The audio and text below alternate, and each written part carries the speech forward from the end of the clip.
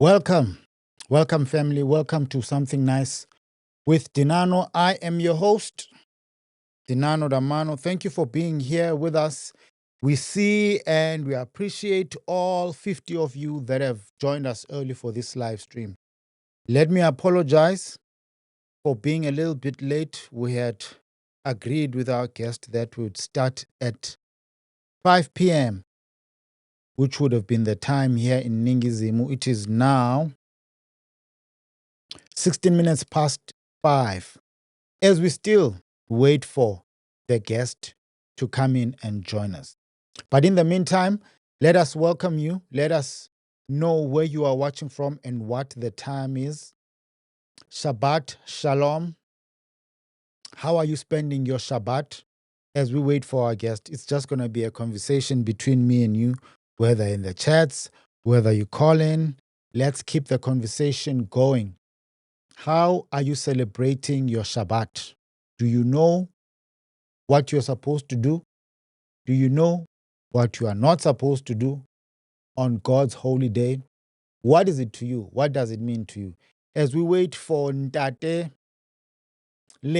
Mojau to join us, I'm hoping he will join us. If he doesn't join us, it will just be a conversation between me and you. We will have fun together. He has sent through our guest his slide or PDF for his presentation today. We will look at it as soon as he joins us. But let us acknowledge everyone that is here in the meantime.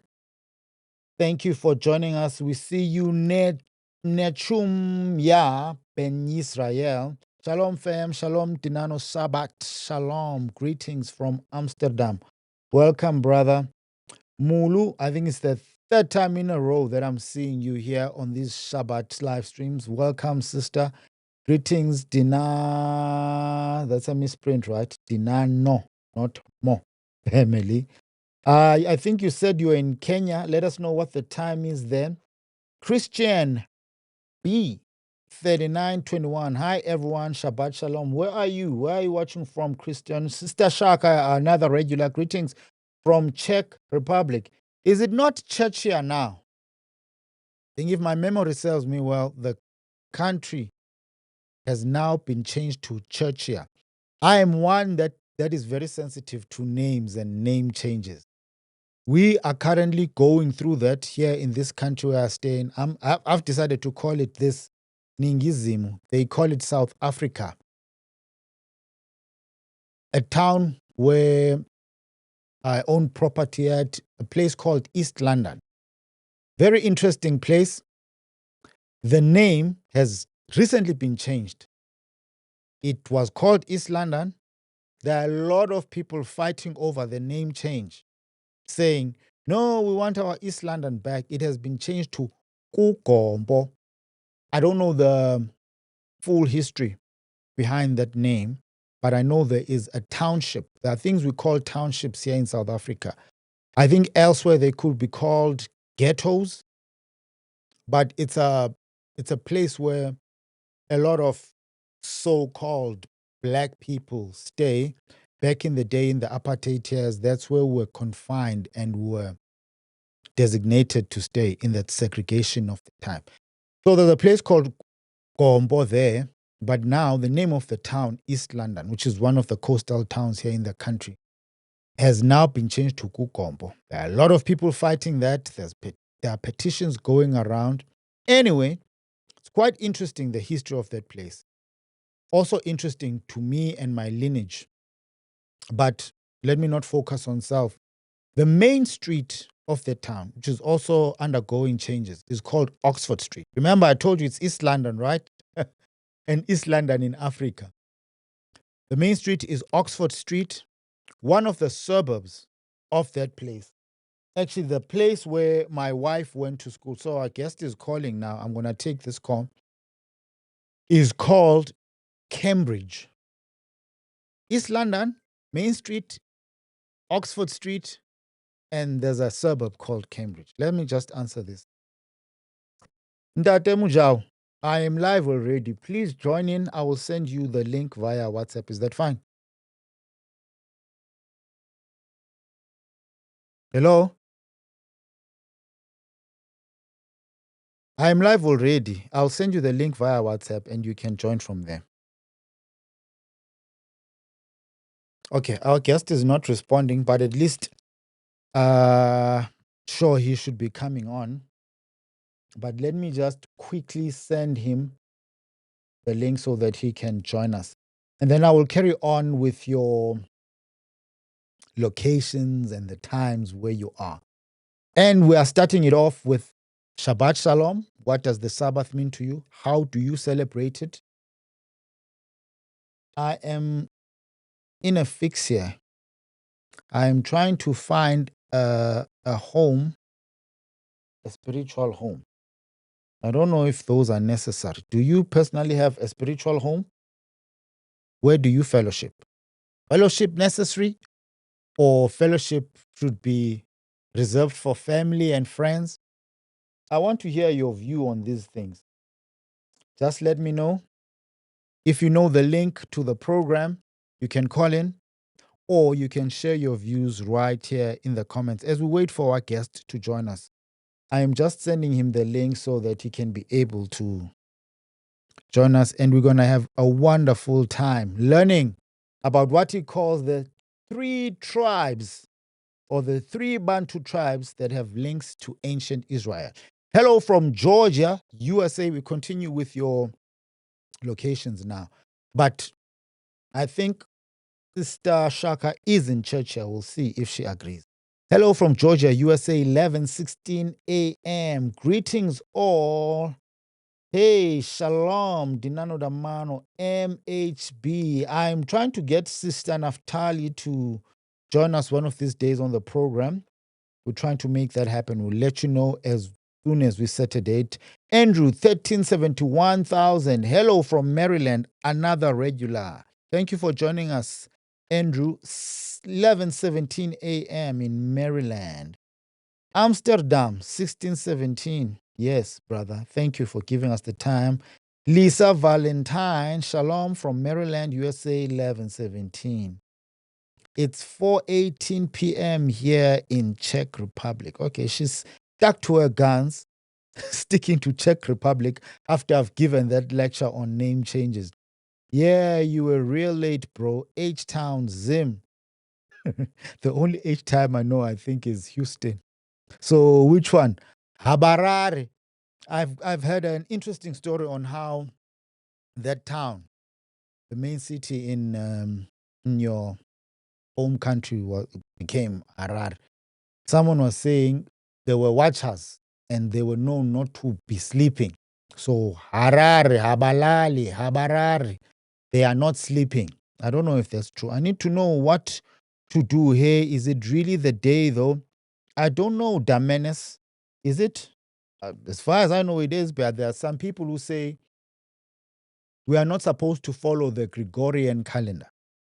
They say we are supposed to follow the biblical or Hebrew calendar, which is a 28-day and it runs on the lunar cycle. So that seventh day that is spoken of in the Bible is based on the biblical calendar, which runs on the lunar cycle, which I think they say has 28 days. So they calculate that according to that. I know people like Yahunde Batakane, whom we've had on the podcast, he's said that. He's given us his understanding. He actually has a book written on that. I think it says Sunset to Sunset, the Bantu calendar. So check it out if you want to know more about this lunar calendar, 28-day monthly cycle that they say is based on the Bible. Kwanele, I think. Shalom Dinano from Ningizimu, Kwandonga Ziyadu. I think that's a name for Johannesburg. You'll correct me if I'm wrong, Kwanele. Welcome, brother. Good to see you here. And then we have Khonse from Litabile Township, South Africa. There's another person from a township, which is a ghetto. Let's welcome Shabbat Shalom Tracy Bat Zion. Welcome, sister. Hi, everyone. Greetings from UK. Sandy, why is your energy low? Lift your energy. Hi, family. Welcome, Zebedia Ope. Greetings from Finland. Welcome. Are you staying warm there? Are you keeping warm? I'm watching from Mali, Bamako. Christian. Oh, the first time we're having someone from Mali. An interesting country where we are told that it is the hub of archives, African literature, in a place called Timbuktu, which is also known, well, the country, for once being the home of the richest person to have ever lived, Mansa Musa. But now we're told that Elon Musk has surpassed that. Shalom from Birmingham, Bayumbe. Thank you. Maryland, 1119. Welcome, sister. Hey, Tracy, Most High, blessed. Dinano, my guy, 100%. Hello, Ashanti Black. Shalom, family from Kansas City, watching from Mombasa, Kenya. Khotsong from Africa Borwa, 1719. Africa Borwa, I think, okay, I know it's the name for South Africa, but Andile Kalaka. That is probably Setswana or Sesotho. Andile will correct me if I'm wrong, but Andile sounds like a Xhosa or Nguni speaker. New Jersey, 1120. Yes, sir. It's churchier now. It's churchier now. I will be using this name from now. Some people still remember even Czechoslovakia. I remember Czechoslovakia. Shalom, all the way from Namibia. I used to be into geography. Okay, I don't want to talk about geography. I want to talk about the Sabbath. Manzini Eswatini. Welcome, Shabbat Shalom from North Carolina. Welcome, Dwayne. Okay, we are talking about the Sabbath as I try to send our guest the link. So let me try to do that. He's already expecting it. I'll send it to him so that he can join us. As far as I know, he's in Tabanchu, which is another province right here in this country where I am at. Ningizimu, as Brother Andile says, Africa Borwa, which simply says the southern or south of Africa. So we've copied the URL and we are sharing it. As we wait for the guest, what does the Sabbath mean to you? How do you keep it holy? What do you do on the Sabbath? Do you fellowship? Do you stay at home? Shabbat Shalom. Thank you. That's Colleen Kunene. Shalom, Big Chief Prince Vision. U.S. Pennsylvania, Alke Bulan Bantu. U.S. Pennsylvania, 11:24 a.m. Watching from Kingdom of Eswatini, it's 1724. I need to trace my roots. I have a feeling that my people might have come from there because I'm a Dlamini. And a colleague of mine recently told me that Dlamini are Amahlubi. Well, we also know that the people that are on the throne there in that beautiful country of Eswatini are also Dlamini. What does the Sabbath mean to you? Hello, family. Shabbat Shalom. Hello from East Coast, Baltimore, Maryland, 1124. It looks like we've got a serious community in Maryland. Baya. Greetings from Florida, time 11:30. When are you going to the discussion on flat earth? I think this is the second person who's asking on this flat earth issue. I don't know, Baya. I remember, if I'm not mistaken, you called the other day. Call in. Let us know why you think it's such an important conversation. Give us some scriptures. I did have people that reached out, a couple from the US. I think they have written a book on, or a children's book, that said they wanted to come on and speak about the flat earth. I don't know if something that a lot of you are interested in, but Baya, let me put the link here and allow you to come in and tell us why you think it's such an important topic. Give us some scriptural reference, why we need to look at that. Sanbonani or Sombonani. I think it's a mistake. It's Sani Bonani. And Shalom from Columbus, Ohio, USA. But we'll forgive you. If you're from the US, we'll assume that you don't fully know the language. Sanibonani is a greeting in isiZulu, could be the greeting in isiSwati too. I think it's one of the most beautiful greetings we have. It literally says, we see you, we recognize you, we acknowledge you. Hello, sanibona. And it's in the plural, right? In the singular, it's sawubona. In the singular, it's sawubona. In the plural, it's sanibona or sawubonani, sanibonani. So that's MS Guy, Miss Guy from SDM6GM. I don't know what that means, but that's the name. Level up with Naomi. It's spring already here. So does that mean it's warm? Because my understanding is that Finland, it's a Scandinavian country, right? It's a very cold country. That's the story behind Harare. And yes, that's the literal meaning. And also, yes, lunar calendar issue. Hence, I'm curious and confused as I try to become a proper Hebrew. We'll check it out, bro. Call in, the menace. Let us know about this lunar calendar thing. It's Sesotho. Oh, it's Sesotho. So Africa Borwa is Sesotho. Thank you, Andile. Not true, Dinano. Old Egypt is the center of literature for not only in Africa, but the world over. Okay, thank you. Thank you for that. He's correcting my assumption that Timbuktu is one of our archival or literature hubs in Africa. Did I say it's the earliest or one of the earliest? But they are correcting me. Shalom from USA, Cleveland, Ohio. Andrea Hinton Bayer is calling in.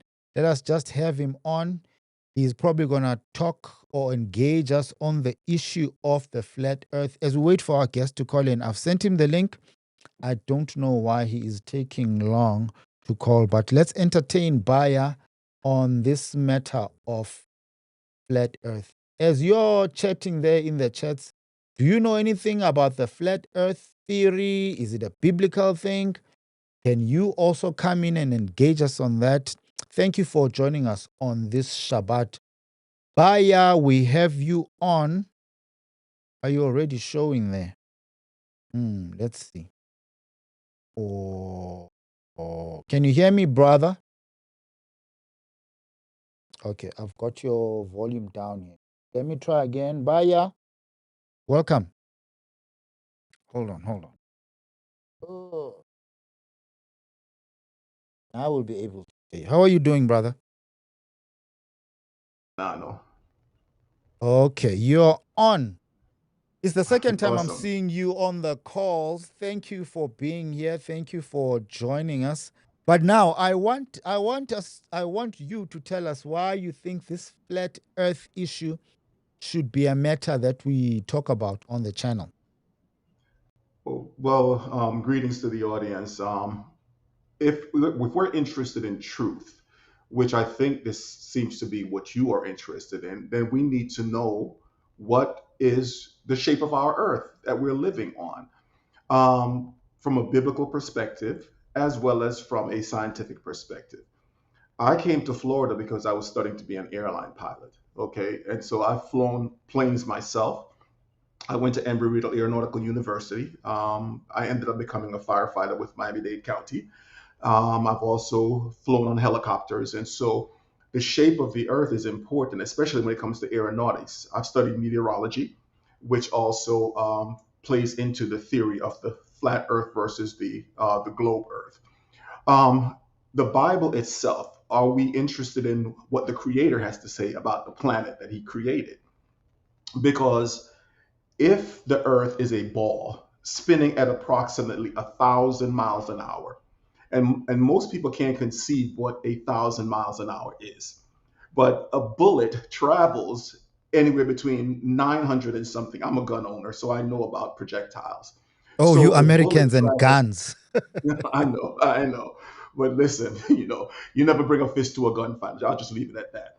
But the point is, if we're on a ball spinning at 1,000 miles an hour, the average airplane, and I'm going to be brief because I know you're expecting a guess, but the average commercial airline flies at about, for ease of math, 500 miles an hour.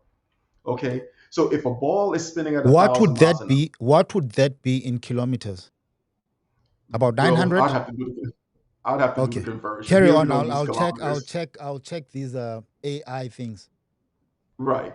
But my point being, is if the Earth is spinning that fast, it's faster than a plane can travel. How do you take off and land on a ball that's spinning at 1,000 miles an hour? Another question I have, this is just for your audience to think about, right?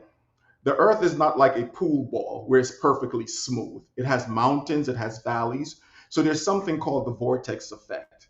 As it's Okay. spinning, it's just like if you have one of those cake mixers where you put into a water, everything should spin in the same direction of rotation, right?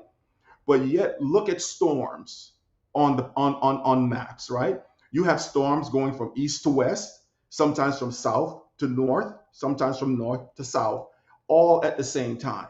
So how could that happen on a ball spinning in one direction at 1,000 miles an hour? And I can But get into some other things. you're Go the ahead. pilot. You should let us know. So you've been a pilot, Mhm. commercial or private, Private. I didn't. for how long? I wanted to get my commercial Okay. license. No, I was studying, but I never fully got it. That's why I said I ended up becoming a firefighter because it just Okay. became too Okay. Okay. expensive for me. Okay. But I've flown in single engine and double engines, Cessnas 150. Mm, So these are smaller planes. mm, But if you've ever flown internationally, Dinano, which is another point, whenever a plane reach altitude, whatever the cruising altitude is, they never correct for curvature. They stay at level flight for thousands and thousands of miles. And there's a formula that says that for every mile that you travel, there is so much curvature to the earth if we're on a ball. But a plane flying at altitude never corrects for curvature. Why is that? So there's a lot of questions that we have to ask. And finally, just the Bible says that the earth is fixed, it has foundation. The Bible talks about the sun traveling from one corner. It's like a bridegroom exiting. I forget the exact way it's phrasing, but mhm. it represents motion. Joshua told the sun to stand still in the sky. He didn't tell the earth to stop spinning. He told the sun to stand still in the sky. God caused the sun to go backwards on the sundial. So there's a lot of scriptures that and then finally, when we talk about foundation, a Hold ball on, doesn't have Baya, foundation. hold on. Mhm, Whilst we're talking about the Bible mhm. also speaks of four corners of the earth, correct? Correct. But now, my understanding is that flat earth theorists claim that it's a disk. It's not a globe or whatever shape that we are told it Mhm, is. We're told mhm, that it's a disk. That's mhm. what they say, correct? Correct. That it is a disk. The ice wall surrounds this disk, which is what keeps the waters in. There Mm. is an actual treaty, an Antarctic treaty, that no one can go beyond those ice walls and explore to see what lies beyond. Yeah, If we've you also try had it, that, the Antarctica right, thing. yes, it's the truth. You cannot go and explore it independently. So no one knows what lies beyond the ice wall. So, what the Bible teaches is that the earth has a dome, that we're inside of a closed system. Because how could you have the vacuum of outer space and then you have that atmosphere surrounding the planet, but there's no physical barrier to keep the atmosphere from sucking into outer space? So they tell you, oh, but we have what I forget what they call it, but basically they're saying that between the gases and whatever else that forms a barrier so that the atmosphere don't get sucked into outer space. But that's foolishness. So I've got lots of evidence that we can discuss. If you ever want to talk about the topic, I'd love to come on with you. This way, I'll have time to collate and gather all the evidence, both biblically as well as scientifically, things that we need to question to find out what are we really on. Because why can we feel motion? The slightest motion, you can feel it, but you're spinning on a ball at 1,000 miles an hour, but you don't feel that motion. And then what about the centrifugal effect? If you understand what a centrifugal I effect have no idea is what that is. What is that? okay. You don't If have to you're if rush. Baya, don't rush. Explain these Okay. things, and then we'll make time if the people want you to come back and speak on this matter. But as you know, we'll have to base it on the Bible. Then we can use Hmm. scientific fact to maybe support it, right? Right. Okay. But centrifugal effect is if you spin a ball, right? Let's say, have you ever seen a tennis ball, or well, if you've ever painted with a roller, right? Yeah, yeah, yeah. And you go to wash the roller, and the roller starts to spin. it throws the water off. That's what they call the centrifugal effect. So something spinning as the rotation increases, you want to get thrown to the outside because of this what they call centrifugal effect. So they say that we're able to overcome the centrifugal effect by this force called gravity. Now that's another topic of discussion. What A is lot of really gravity? science. A lot of science, yeah. Exactly.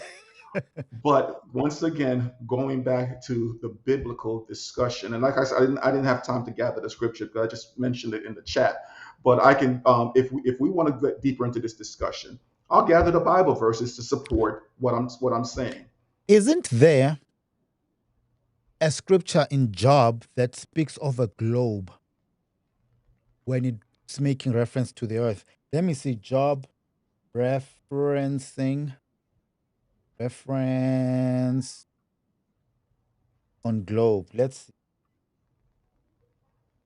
I think But that's okay, our while you're looking that up, the Bible said that the earth is heaven is God's throne and the earth is his footstool. okay. Okay, would you ever put your foot on a ball as a footstool? If we're taking it physical, I mean, literally, people will say, "Well, that's just metaphorically." I get that, but well, why describe it as a footstool? If you look at all footstool, they have once again flat surfaces. It's not round. The Bible said that the earth has foundation, whose builder and maker is God. A ball doesn't have a foundation; it has a core. And so, in many of the ancient people, they actually believed that the Earth was flat. They didn't. This was later on where Copernicus and some of his contemporaries start with this globe Earth thing. And so, and NASA, that's another topic altogether. What do they benefit from keeping us embroiled in this global Earth thing? Because of the amount of money that they have to make from doing this and all the trips to outer space and all the stuff to planets. I don't believe we've ever left lower Earth orbit. So you And believe there's that, what do they call it? That thing that they say these rockets the moon explode. landing. No, I don't believe we've ever landed on the moon. There's Okay. what's happening here? Oh, there's this thing. What's it called? This dome thing that they say these spaceship rockets always explode when, or the firmament. You've The heard firmament, about yes. them saying all these rockets will explode or they explode when they hit the firmament. Did you ever hear of this thing called the high altitude nuclear experiments that was conducted back in the 50s? No. Okay, back in the 50s, this is how the story goes. Hold on. Let That me when just rock, acknowledge our guest has joined us. Ndate Mojau, okay, I'll be with you now, but we couldn't wait forever. So we're just finishing off something else. But I do see you. I'll bring you in just now. yeah, but you can Google it. It's called Operation Fishbowl, I think, or High Altitude Nuclear Experiment. That when rockets got powerful enough to where they were able to shoot them up high enough into the atmosphere that they hit a barrier. And they kept on exploding greater and greater megatons to see if they could penetrate this barrier. And then suddenly they just stopped. And so, that leads to question that did they strike this thing that's called the firmament? And a lot of people believe that we are surrounded by a dome, and that the Bible talks about during the time of Noah or the flood, that the windows of heaven opened up and that water came up from below the ground as well as through the firmament. So once again, that's another thing that we need to ask ourselves the question: what happened to the waters that are above the earth, above the firmament? Oh yeah, because So that's also in the Bible, right? He separated the waters, and then there were waters above, and then there were mhm, waters below. So this yes, Operation Fishbowl, this is what Wikipedia says. Operation Fishbowl was a series of high altitude nuclear tests in 1962 that were carried out by the United States as a part of the larger Operation Dominic nuclear test program. So it says nuclear tests. But I wanted us to go to the scriptures because I think I have heard before that Job makes reference to a globe earth or he speaks to the shape of the earth. But I'm getting two scriptures here. I don't know if you can see them on your side. And we're just going to read the two and then we'll end okay, it at that and we'll allow our guests to come in. Job 26, verse 7 and Isaiah 40, verse 22. Let me just okay. start with Isaiah 40, 22. Let's see what it says. 40, 22. It is he that sitteth upon the circle of the earth, and the inhabitants thereof as grasshoppers, that stretcheth out the heavens as a curtain, and spreadeth them out as a tent to dwell in. Okay, so it speaks of the circle of the earth, right? This is Okay. Isaiah. All right. So if you're looking at a circle doesn't mean a ball because you mentioned the disc, right? Isn't the disc a circle? If you're Yeah, looking yeah, at it yeah. from above, so it doesn't mean that's necessarily a ball.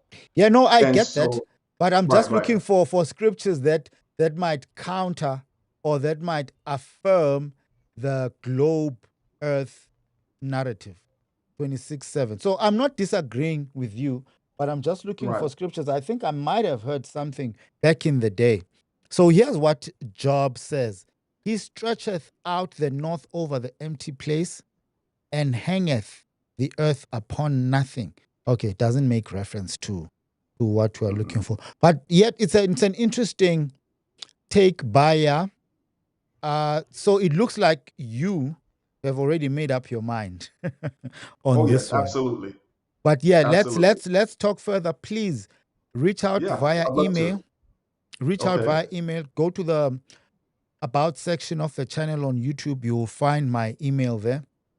And then we okay, can organize for a date where you can come in and present. okay. But as I said, please, most of your argument must be based on the scriptures. You can have your Oh, scientific absolutely, references to absolutely. support your theory, but thank you for that one. And I did say there was a couple from the US that actually did reach out, but I never followed up. Maybe I should follow up. I think they had written a book on a children's book that supports what you are also bringing forth. Thank you very much. And thank you for Thanks being for here. allowing Thank me you the for the time. support. Bye bye. All right, all right, later. Let's continue with your messages. We see my maker, Brother Wisdom, is here. Hello, Dinano. How are you doing? How do I get to reach you, sir? I've just explained it, brother, but I will also reach out to you. Don't worry. Shabbat Shalom, my people from New York. John Abrahams, thank you for the support and thanks for being a member. Truly appreciate that. Happy Sabbath from UK, 1528. That's wisdom. He goes by My Makers TV. Check out his channel. He's been calling in and give us a take of what he believes in. tLenka Mojau, we are waiting for you to take the seat. We are ready to get going. Shabbat Shalom, Inspiration 73, another loyal supporter. Africa Sim 29. Brother, I think I did see your channel, if I'm not mistaken. Let me just check. I think I did visit this brother's channel, if I'm not mistaken. He is working on a simulator or an airplane simulator. I don't know if it's him. Let me check it out. I need to show you guys this. There are people who are doing interesting things here. Inspiration. Okay, let me try to go to the messages here. That's how I will find the brother. Inspiration. tLenka Mojau, we are waiting for you to join us so that you can present this issue of 3 Bantu clans that are related to ancient Israelites. Brother, I'm struggling to find your thing here. Let me just try to memorize it so that I can search for it. I need to show you guys if I'm correct. I think this brother is doing some amazing things on his YouTube channel. Inspiration 73, Africa Sim 29. Inspiration 73. Inspiration 73. Africa Sim. I forgot now what the number is. Africa Sim 39, right? I hope he 29. I hope he is the person that I think he is, so that I can show you this thing that they are. Okay, here he is. Oh yes, it's him. Let me share my screen. Okay, so this is the channel, right? So he's building something here, quite interesting. So if you have time, go check out his channel. His name is at his name or handle at Inspiration73 Africanism 29. So that's the build. I'm hoping you can see it on that side. And I think there's more videos on this one. Here's a longer video. And this one is the orientation of the screen. Boeing 737 home build cockpit loading. When did the brother? This is from 2 years ago. I wonder why he stopped sharing this thing. I see there are some shorts. Let's see what his latest video. Yeah, from 2 years ago. Inspiration 73 Africa Sim. Guys, if he's not responding, engage him there in the live chats. Let us know what he is saying about this sim of his that he's building. Happy Shabbat from France, from the Shof. tLenka, he left his seat there. He's not with us, but I'm hoping he's going to join us soon so that we can get going with the conversation of the day. I just want to show you what I'm seeing on my side. So he is there, but he's left his seat. He should be joining us soon. And we'll carry on with the conversation of the day. In the meantime, we keep reading your messages. Aquila 12, thank you for your membership. Aquila, Shabbat Shalom from Atlanta 1129. Elia Coffee, brother Coffee, Shabbat Shalom to my brother Dinano and to the cherished people on the platform and the people on the platform. Sabbath is a sign of covenant between God and his people Israel. Exodus 31, 16 to 17. Where I come from, we are told that the Sabbath is not only for Israel. It might be a covenant between God, our Creator, Yah, and Israel, but the understanding is that the Sabbath is for the good of man, not for the good of Israelites. And the Sabbath was there. Yes, it is not labeled as the Sabbath during the creation week. It is mentioned as the seventh day, the day of rest. But if we look at those characteristics, it's a day of rest, which should be dedicated to our Creator as a way of remembering and acknowledging him as our Creator. And we look at the Sabbath also embodies those same characteristics. So putting 2 and 2 together, that seventh day of Genesis, the creation week, is the seventh day that is spoken of in this covenant in Exodus 31. I remember this because I had a debate with another brother who's a charismatic Christian who was saying, no. The Sabbath was changed. We're under a new covenant now. You know how those people defend their Sunday worship. But I know most of you, if not all of you, understand the issue of the Sabbath. Colin Kunena, I fellowship at home with my children. Yahuwah took me out of the SDA church himself. I had a dream. Colin, get in touch. Let's hear what this dream was all about. Shalom to Brother Dinano. We've already read this one. Kabane George Mashaula, another person who's been with us for a while. We appreciate your presence. Welcome, brother. Good afternoon, family. Shalom and peace be with you from Tswane, 1732. Oh, now it's 1754. Very cool weather today. Yeah, the weather is nice. Happy Samba from France, 4:38. Can't be 4:30 a.m. in France. Okay, Ntate Mojau is calling again. Khotsong Dumelang from Val, from Pamela Sonja. Welcome. Sid Campbell, Sid, welcome. Shalom family. We've been seeing you for a while. Welcome from Texas. Ntate Mojau, now we are not seeing your visuals. Come in. The people need to hear. Okay, he's here. I'm going to put him on. Stop the lies. My friends who observe the lunar calendar traced it back to Babylon. Okay, Babylon means confusion. So is it not biblical because it comes from Babylon? We have to have a conversation on this issue of the Sabbath and what day it really is. We know it's the seventh day, but is it the seventh day according to the Gregorian calendar or Greco-Roman calendar, or is it the seventh day according to the other calendar? Hey, the connection is bad here. tLenka, welcome. Ligai. Yeah, no, he's hey, I was suspecting this might happen. Let me just say he's also in Ningizimu, even if he's not calling his country Ningizimu. We'll name it for him. Well, the guest is here, but as you can see, his connection is not the best. But we'll continue with our Sabbath talk until he can sort out his thing on his side. South Africa, land of the Israelites. There's been a lot of talk about South Africa and how beautiful a country it is.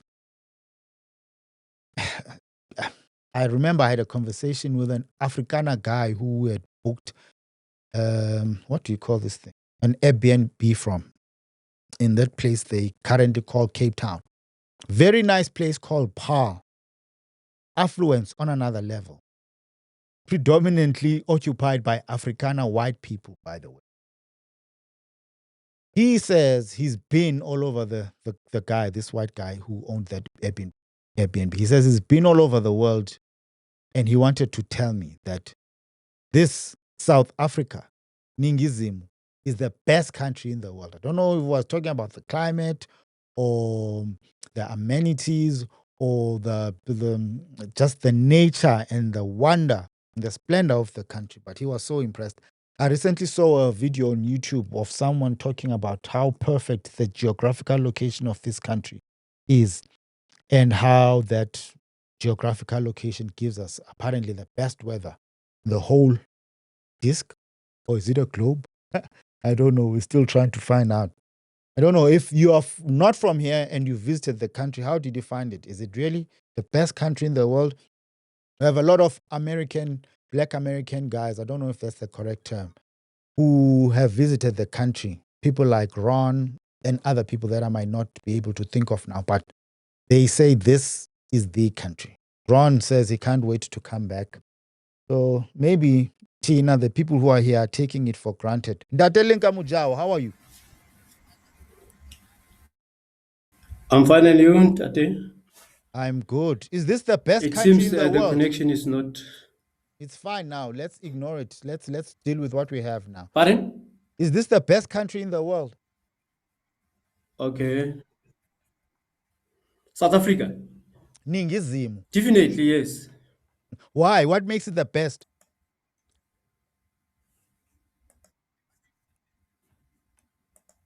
The people.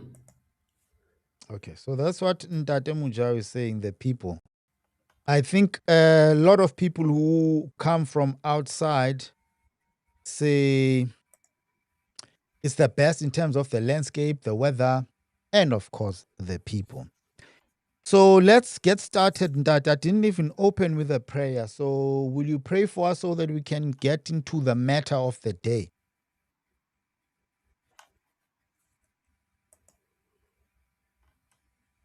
Okay.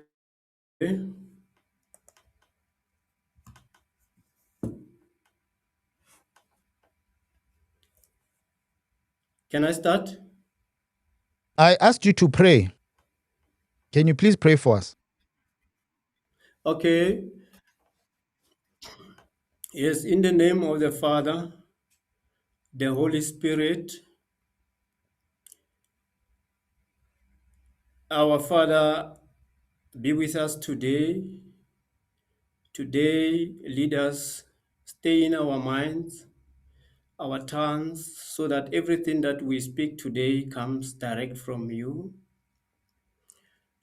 because we rely heavily on you. Lead us every day, because you have taken us from the start up to here, from being a child up to being an adult. You have led us without disappointment. So we rely heavily on you.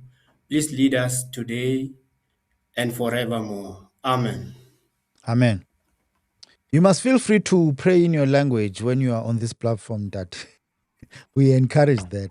How are you doing? How is your Sabbath going? Okay. Yeah, it's fine. It's fine. It's already. Oh, it's already 6 p.m. Yeah, it's the last hour of the Sabbath now because Sabbath starts on Friday. It ends Saturday 6 p.m. Oh, where does that come from? I've heard this before, but where are you getting it from? That it ends at 6 p.m. I thought it was sunset to sunset. No, no. In Genesis, I will touch in Genesis. When we get to Genesis today, I will touch that.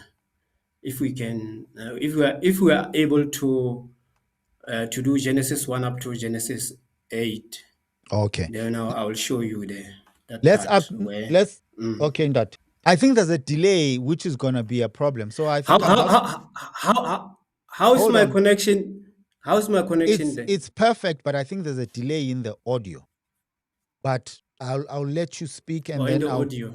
give you some time, and then I'll come in and ask questions. Let's acknowledge this super chat of $2 from Andrew 1371000. It's called the Pythagorean theory. I think he was referring to some of the things Bayer was making reference to when he was talking about his theory of a flat earth or a disk earth.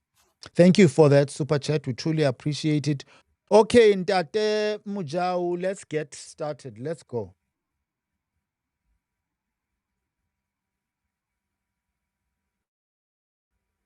Yes. Yes. Let me start with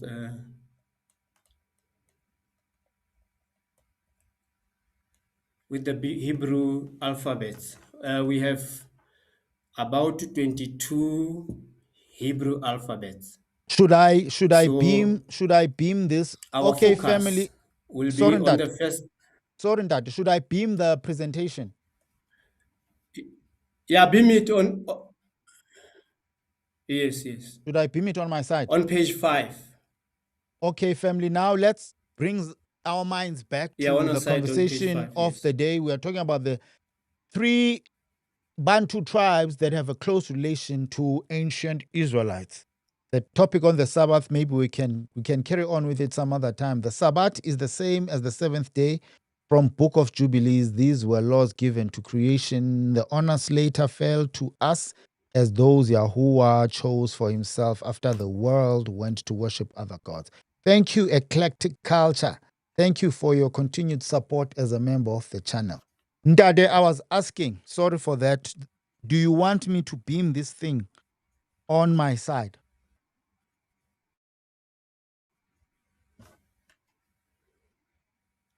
Yes, it's fine if it's on your side. Because Okay, let how me. can I do it on my side? Can you show me how? I've never been on the other end, but there should be something that says share screen. So if you click on that share screen thing, it should be able to share your screen. So you can try to do it, but it's fine. Don't do it. Okay. I'll share it on my side because I've had issues with people with a slow internet connection not being able to share. So let me just try to find it on my side and then I will share it from my side. Carry on with the presentation. Yes, page 5. I Okay. said we have about 22 Hebrew alphabets.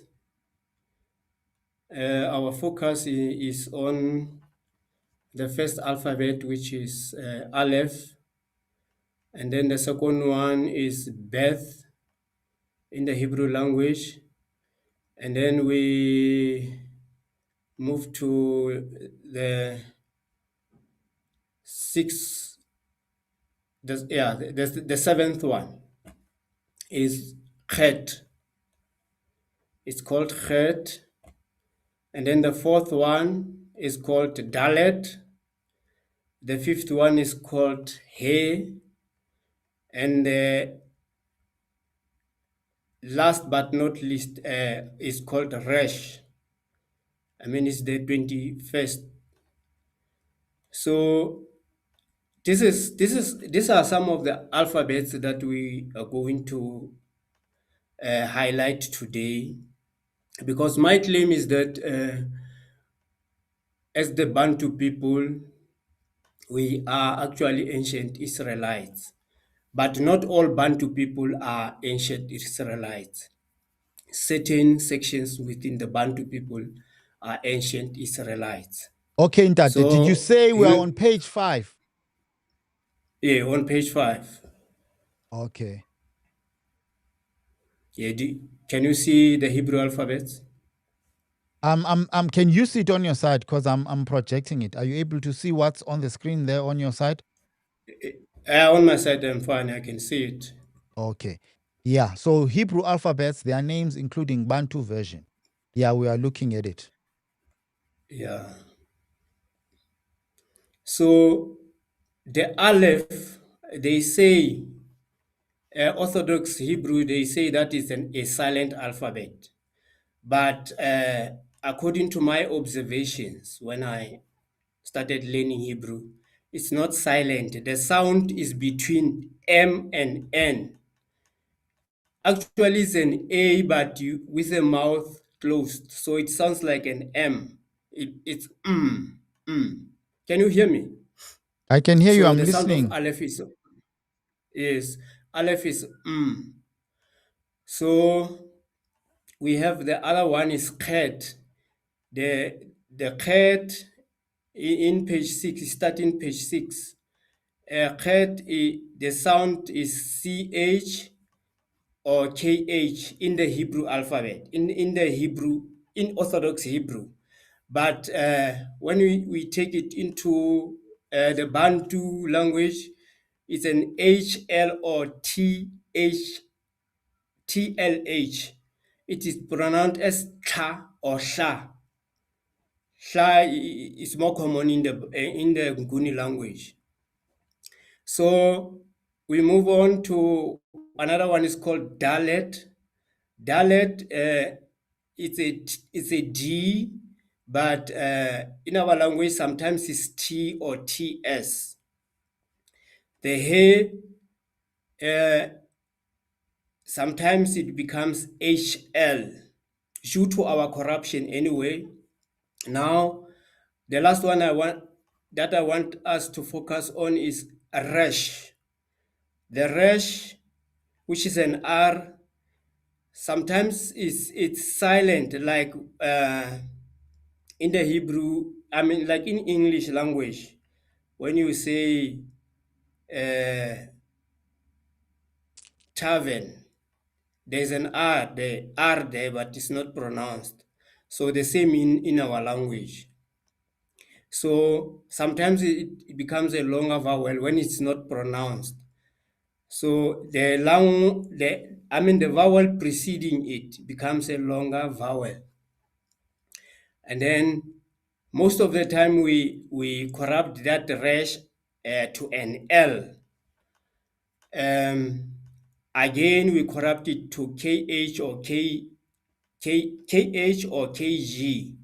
So, for instance, while it was not part of this, it's one of it's in here.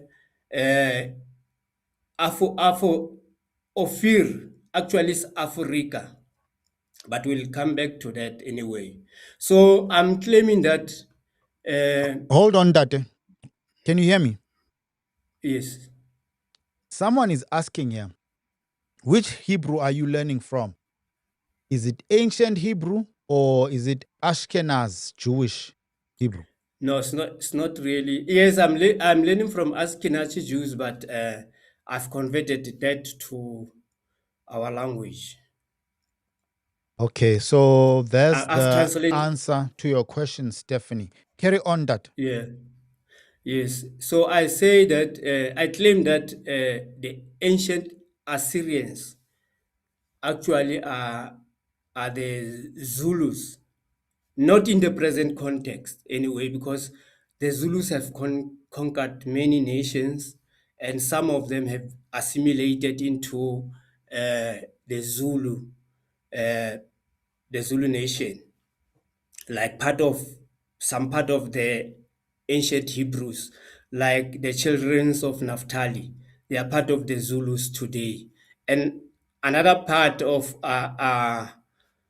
northern Israel, most of them are part of the Zulus today. But I'm claiming that Assyria was, it actually is Zulu, because in the Hebrew language is Asuru.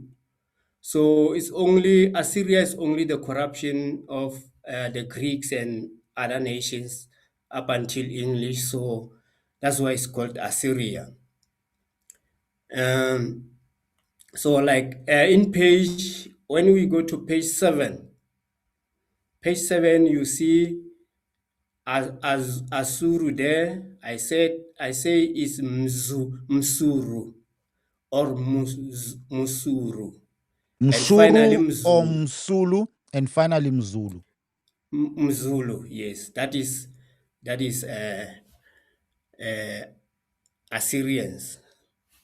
So again, the origin of the word Bantu actually is from the Hebrew alphabet. The first alphabet in Hebrew, if we go back again into page 5, the first one is Aleph, the last one is Tau. So when you combine Tau and Aleph and Tau, you get in Hebrew they say in also, I mean in when we learn from the Europeans, they say it's at, but it's nto or ntu in the Nguni language. So sometimes it's mutu. Mutu is a human being, or muntu. That's where Bantu comes from. Are you with me? I'm listening. Hello? I'm trying to figure out if Okay. I'm following. Are you you are not following? No. I'm You trying to see figure that? out. Carry on. Yeah, I said the first one. Yeah, no. Now the thing is, Hebrew is read from right to left. The confusion is there. Uh, the first alphabet I said is Aleph, and then the last one is Tau. That is where Ntu and Nto comes from. Ntu and Nto comes from, which ultimately led to Mutu or Muntu in the Nguni language. So are you following now? Yes, sir. Hello? Okay. So that is why when we move to page 8, that's why we have Basia, from the word Musia, Mutaung from, Mutaung, and then Bataung. Mutaung is singular, Bataung is plural, and so on. So then we can move to another part where I deal with the timeline. From Shem. Shem is the second born son of Noah. Noah, yeah. Yes, but he's the one who was chosen by God. So that is where the lineage of Israelites comes from actually. So Shem was born about 255 years before Christ. And then Eber, I think, is 2303, somewhere there. I didn't write it here. And then Abram is 2165 before Christ. Then we have Isaac, 2065 before Christ. Then Jacob, 2005 before Christ. Judah, 1920 before Christ. Joseph, 1914 before Christ. And then we move to Moses. Moses comes from the lineage of the Levites. He was there. He was born around 1525 before Christ. His brother Aaron, just estimate anyway, 1528 before Christ. Then David, around 2040 before Christ. His son Solomon, around 990 before Christ. Then we have Jeroboam and Rehoboam. Rehoboam is 965 before Christ, and Jehoiakim is a Judean as well, 647 before Christ, and Jeconiah is 626 before Christ. Jeconiah was when the Jeconiah was king when the Israelites were exiled to Babylon. And then his son is Shealtiel, and then Shealtiel's son is Zerubbabel. Shealtiel was born around 609 BC. And then we have Jesus. Is 1 BC, some say 4 BC, some say 4 after Christ. So, I mean, anyway, I'll leave that to experts. But anyway, that's the information that I want to share with you, because I'm going to touch on the exile, and then so people can follow. So then we can move on to compare the Hebrew names and weights with Bantu language. We have Ophir. That is page 10. Are you following? I am on Hello? page 10, Tate. If you can see my screen, I Okay. am on page 10, yes. No, I cannot see your screen. Yeah, I'm on page 10. We have Ophir, which I claim that is Africa.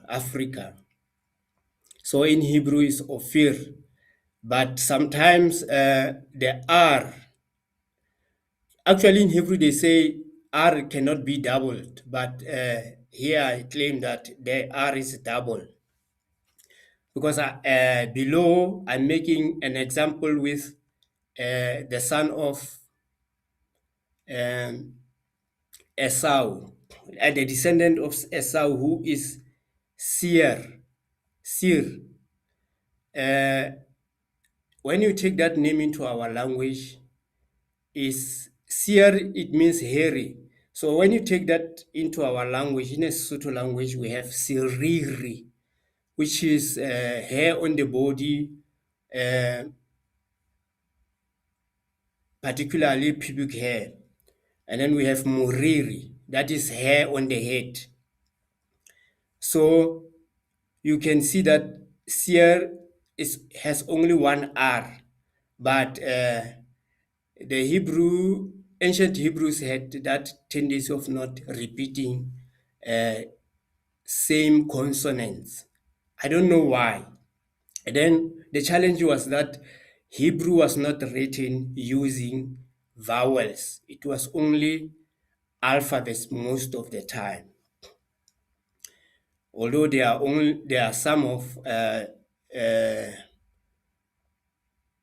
the consonants which are also alphabets as well, but it's not part of today, because really it would be like teaching you in the Hebrew language. So we have mother in Hebrew is Ima. It starts with an Aleph. I said, you remember in the beginning I said Aleph, the sound is between M and N.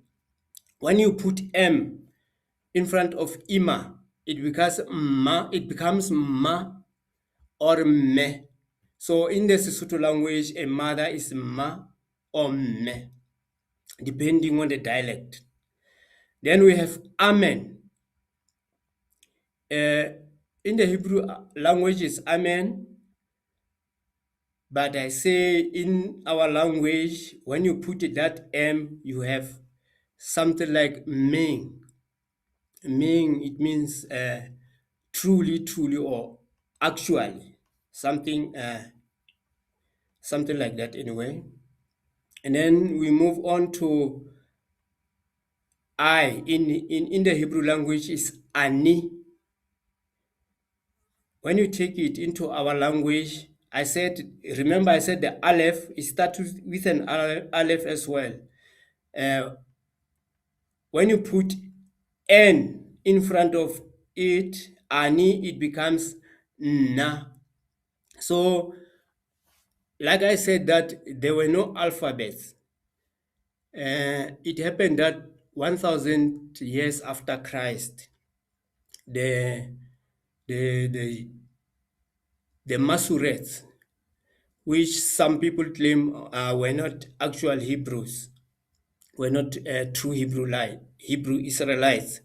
They came up with the vowel system that is being used today. So they made a lot of mistakes. Although on the other side, there is a corruption to the language due to evolution of the language, because we have interacted with so many nations, and then they did influence us. So we move to another one. I am in Hebrew is Anoki, but when we take it to our language, it's Nake. K is M, Na is I. Then we move again to another example. A bull in the Hebrew language is par, but when you take it into our language, it's po, meaning it was poro in the beginning. So because we corrupt R to a silent vowel, that is why it's po, P double O.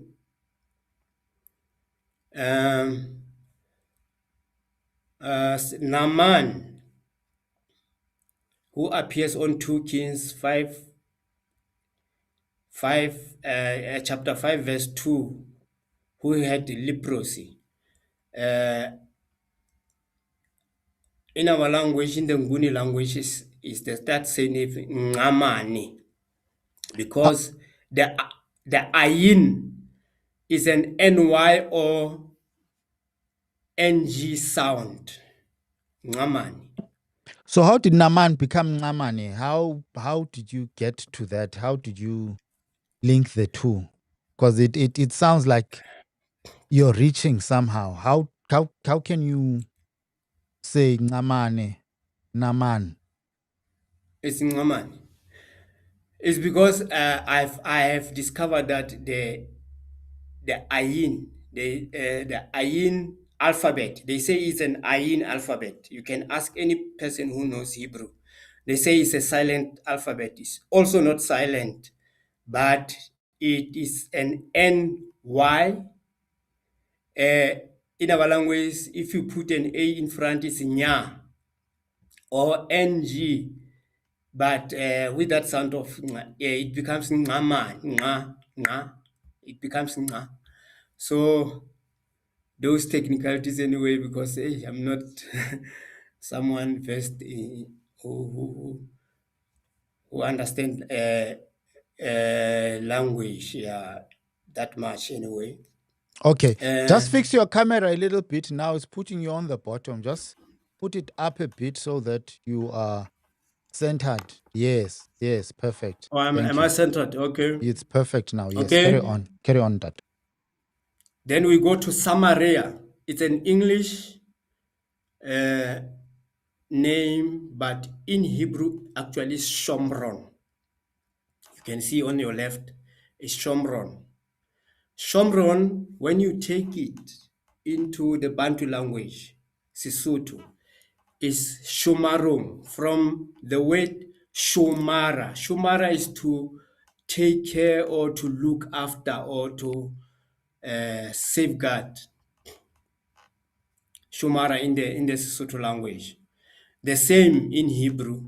There is a word, they call it Shomar. Shomar. It corresponds with the Sesotho language as well. So We have sapphire, which I say it's should be in our language, it should be tshipi or tsepe, an iron, anyway. But in terms of being sure, I'm about 70% sure. The rest, I'm 100% sure that I'm right. Here we move to page 11. I'm going to select few. Ntate, I have a Few. feeling once we open the lines, you're gonna have a couple of people, maybe not a couple, but some people who are going to challenge you. I'm actually looking at the live chats as you are presenting, and people are saying Hebrew has no click sounds. We don't use clicks in Hebrew, and these are two different people. I don't know if they are Hebrew speakers, but I would assume.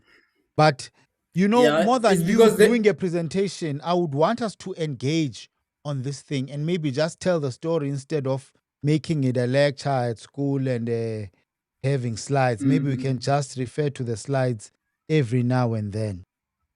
How okay. would you feel about that approach? Yes. Can I select only 5 here, or maybe 3? Yeah, let's go. It's fine. Yeah. Yeah. We leave Israel. We move to Enoch. Enoch. I think it's 1, 2, 3, 4, 5. We see it. We Enoch. see it. Oh, you Yeah. can see Enoch Yeah. is in Hebrew is Shanok. When you take it out in our language, again, Enoch. Uh, when you take it in our language, is Muchonoko. Muchonoko is an initiate. The same in Hebrew, Chanok is an initiate. But in the English language, Chanok is Enoch. He is one of the great grandfathers of Shem. Then we move to Jehovah. I say Jehovah in our language actually is Yahoo. Yahoo, which means that one. But in today's language, it's you or yo. But remember that we have about 3 to 4,000 years gap from ancient Hebrew up to the present time. So, like I said, the language does evolve. So that is the challenge because when you interact with many people along the way, they do influence you, and then you end up changing some of the pronunciations. So the same with English. The 1600 English is not the same as this one. You remember? Let us move to Gentile. Gentile in the Hebrew language is Goi, but in our language it ends with a Y, which most of the time they say it's an I. Yes, sometimes it's an I, but not always. It's a Y, or it is a marker that tells us that, because normally Hebrew has three syllables. So that marker tells us that that word has only 2 syllables.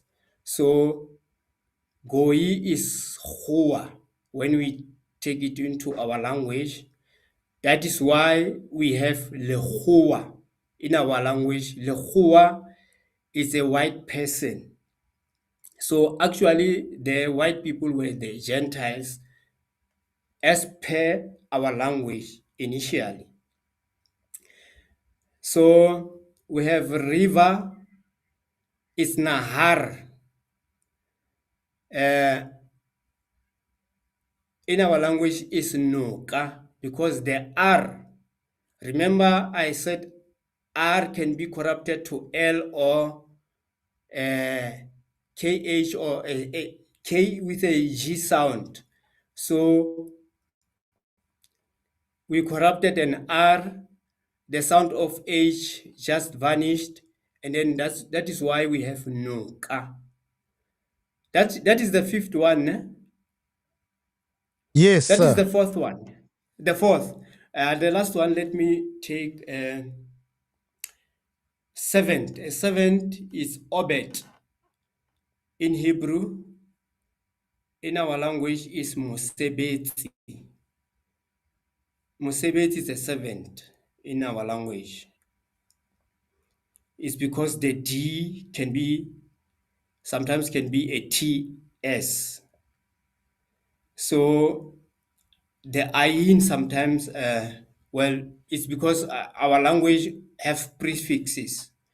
So the ayin, when it's silent, it is always preceded by an S when you take it into our language.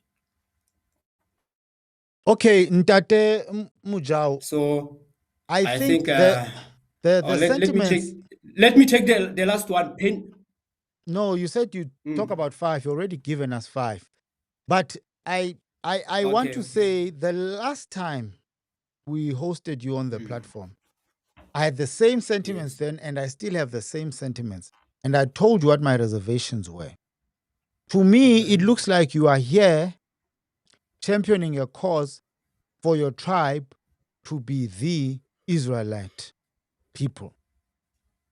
And I had No, said, I personally have an issue with that because to me, it is coming across as a tribalistic thing. So you're trying to elevate your tribe to be their tribe. Now, there are people who have come on that have been saying, yes, the Bantu are the Israelites. On that perspective, I don't have an issue because it's not a matter of a specific group of tribe. people that are going to see Mm, themselves as special and maybe persecuted and want their land and want to attack their neighboring country, asking for help from their powerful ally led by an orange man. So, and some of the things that you are presenting, I am not getting them or how they are relating. I mean, but there are things that maybe you have raised before that made sense. Now, I want us to focus on the crux of the matter. You said three tribes that are related or that are descendants of ancient Israelites, correct? yes. Can we focus on the tribes and then maybe we'll talk about the other things that make you say that you can link them to Yes, we ancient will come. Israelites? Yes, I will come back on this. Let us move to, I think it's part six of this. I'll give you the page number. Okay. Um, I'll give you the page number. Yes, it's page 24.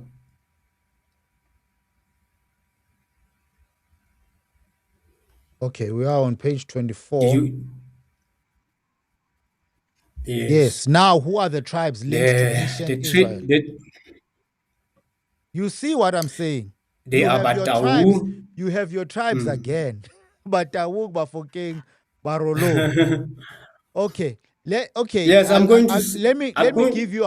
Let me give you about 6 minutes to talk on this, and then we're gonna open the lines so that I don't come across as being a person who has issues because maybe you are not mentioning Xhosas or Amazulu or Amaswati Okay. or Buli speakers. And then I'll allow the people to engage you and maybe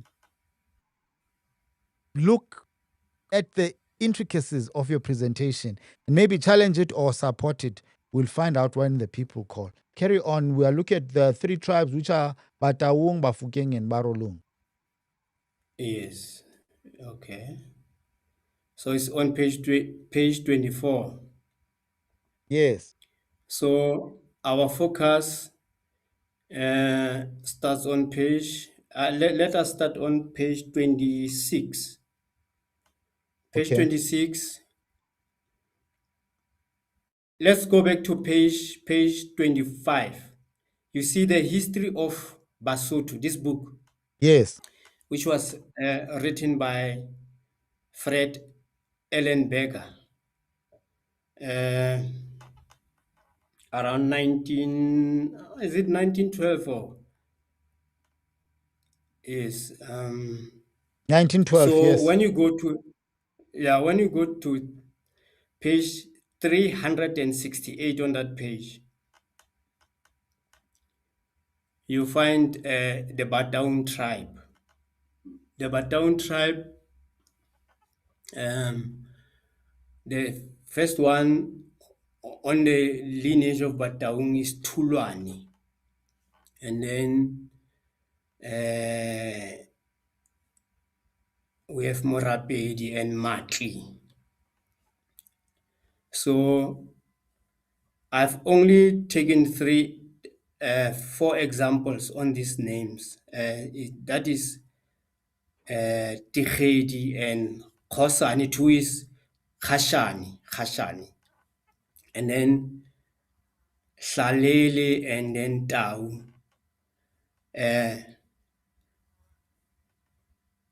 Tikhedi actually is Dikhla. You find that on Genesis 10:27.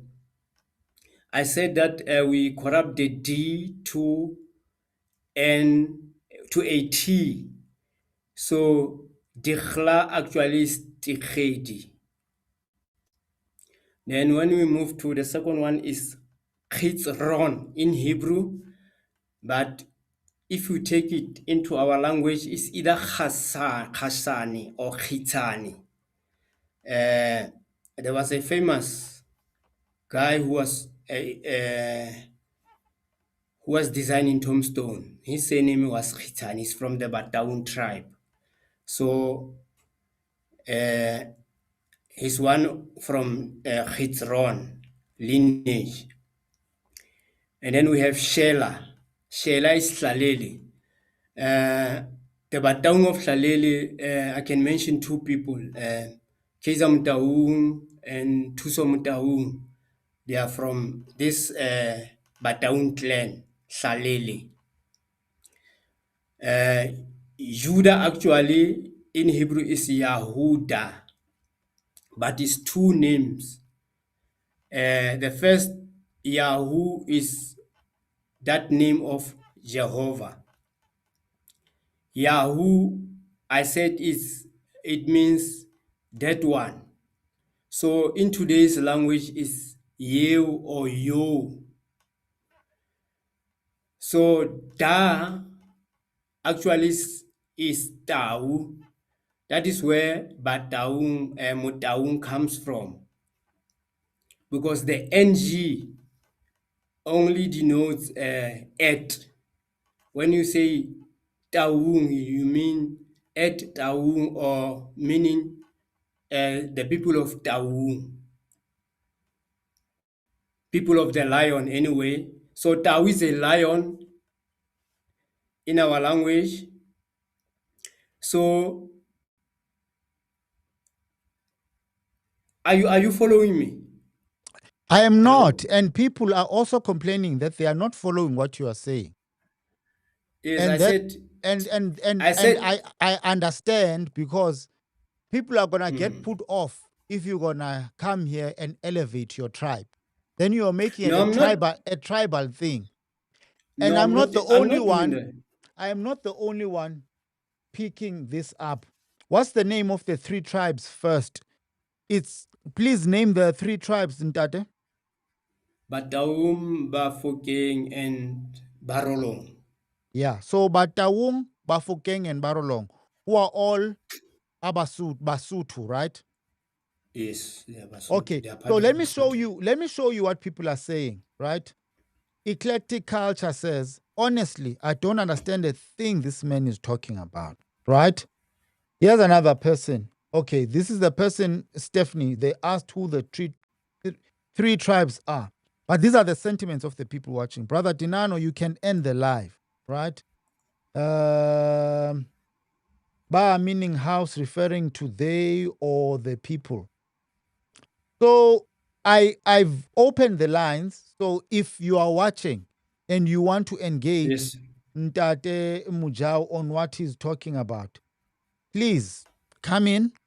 Let's engage him. Tell him what your thoughts are. Because some are even questioning the fact that you are basing what you are talking about on modern day language, which is claimed to be Hebrew. Some are saying it's Yiddish, the language that is spoken by the Ashkenaz there.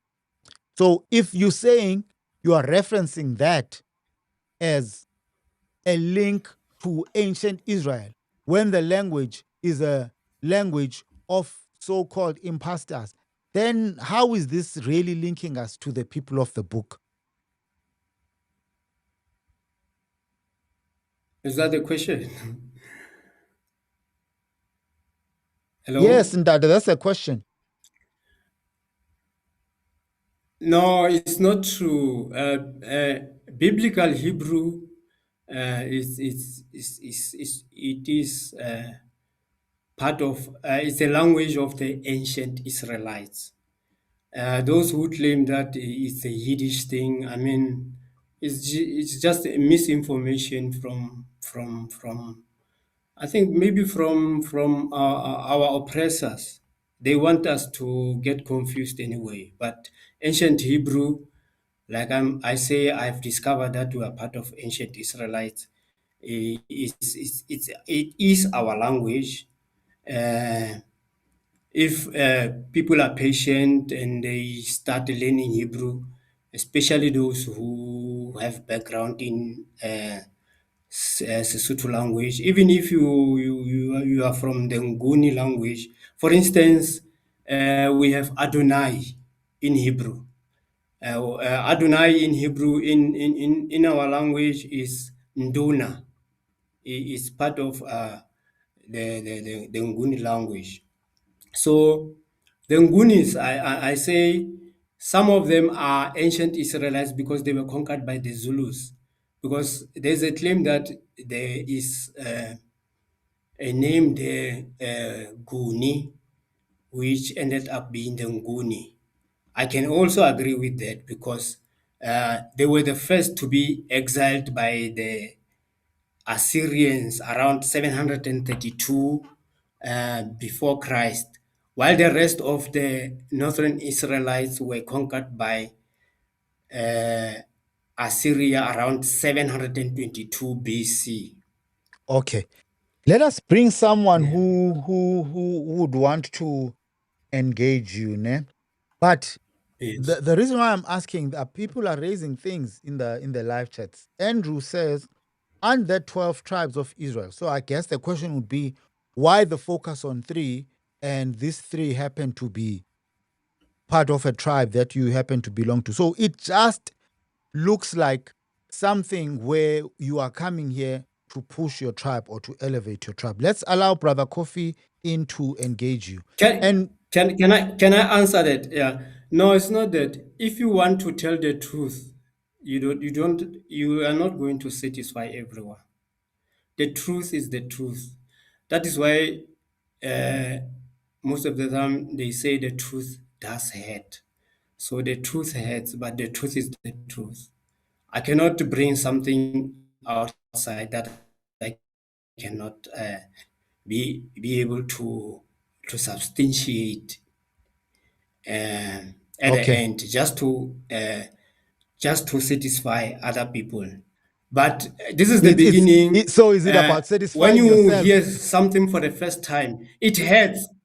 Okay. Is it about satisfying yourself and No, your when ego and you hear, your tribe? Let's read more comments and then we'll allow Brother no, Kofi no, to no, no, come no, in. no. The fact is this is a universal show. Okay. First, he is going to have to tell us what is these Africans, what country they derive from. How do you know they are three tribes? What are their customs? Okay, maybe we'll come back to that. Let's allow Brother Kofi to engage you. Brother Kofi, welcome. Thank you for joining us. Thank you, Brother Dinano. And thank you, my brother, for being here to uh, tell us about what you want to share with us. My question is very simple. If you say that, or there's a history that Bantus migrated from Cameroon and Nigeria, then went down. And when they were coming, the people, indigenous people, called them the Bantus. Not they themselves call themselves Bantus. If you are saying that Bantu is in a Hebrew language, it means that the indigenous people there were speaking Hebrew. That is my question. So were the indigenous people speaking Hebrew? And my second question is that why is it that the their language, the Bantu language, cannot be referred to where they originated? You are referring it to ancient Israel, but the immediate collaboration, the language, if not totally, I agree that uh, language evolved. So you can say that this language is used in our language, and when you go to where we migrated from, the same word is being used there, and the same word is used in ancient Israel. Then you are connecting the dots.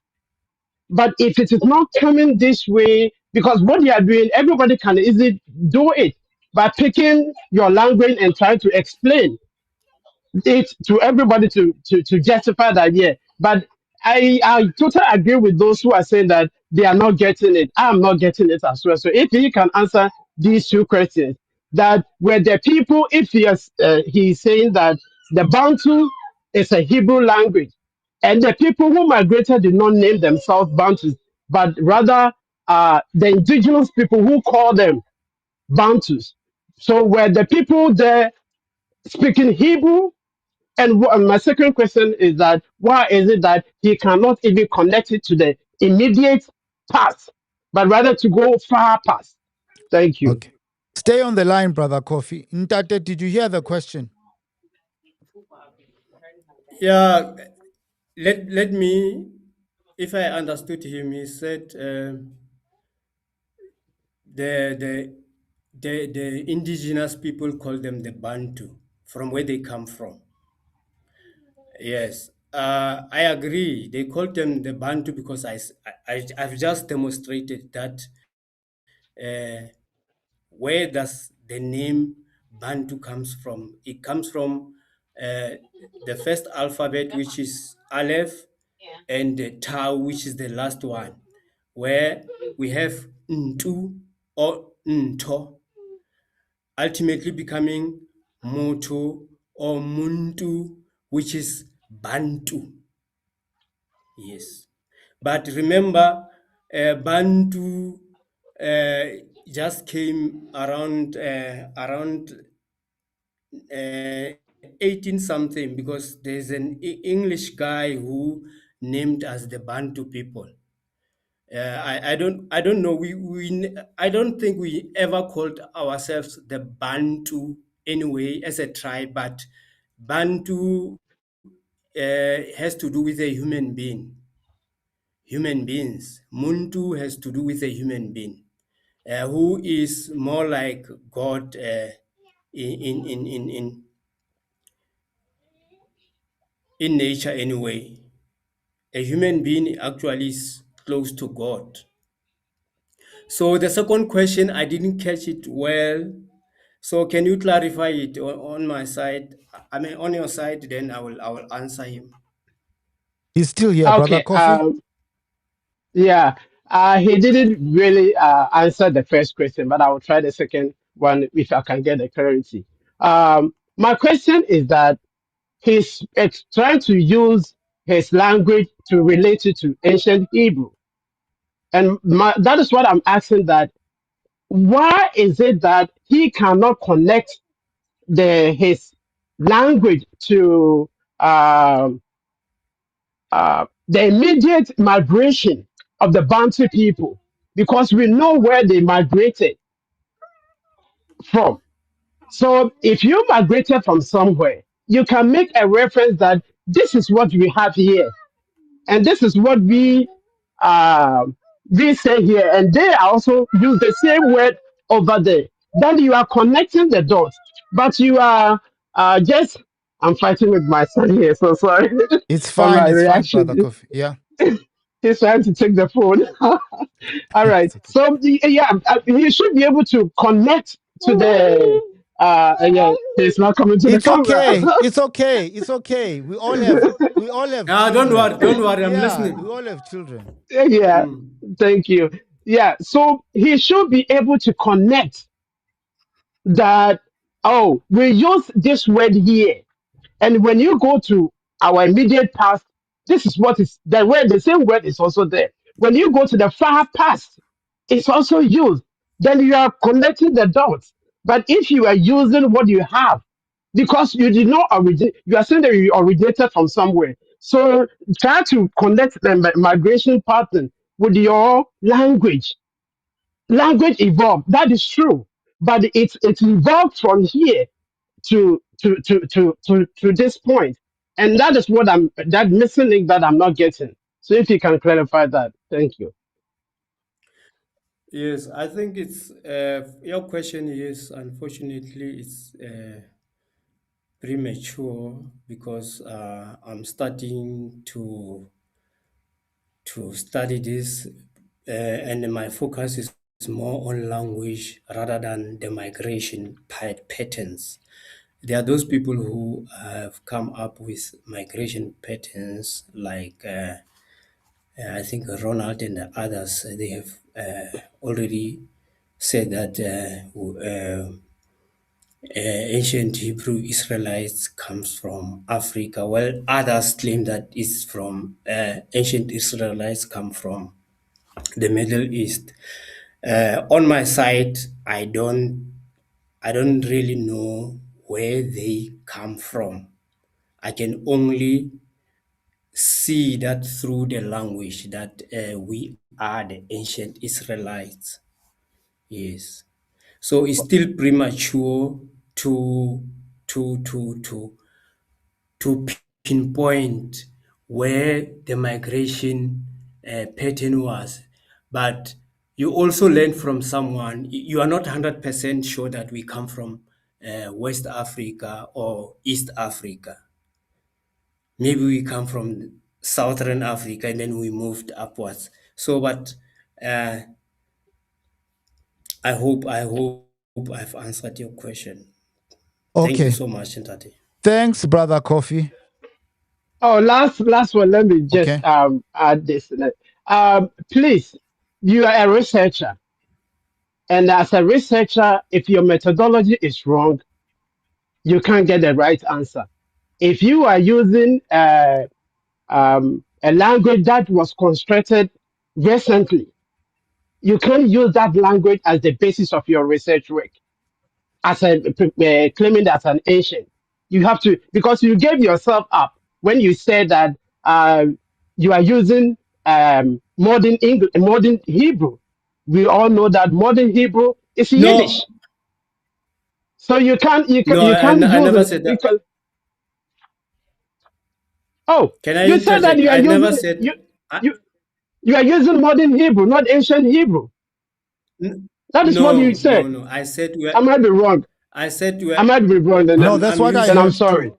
Brother Kofi, that's what I heard too. I But said. Mhm. I said. I am using biblical Hebrew.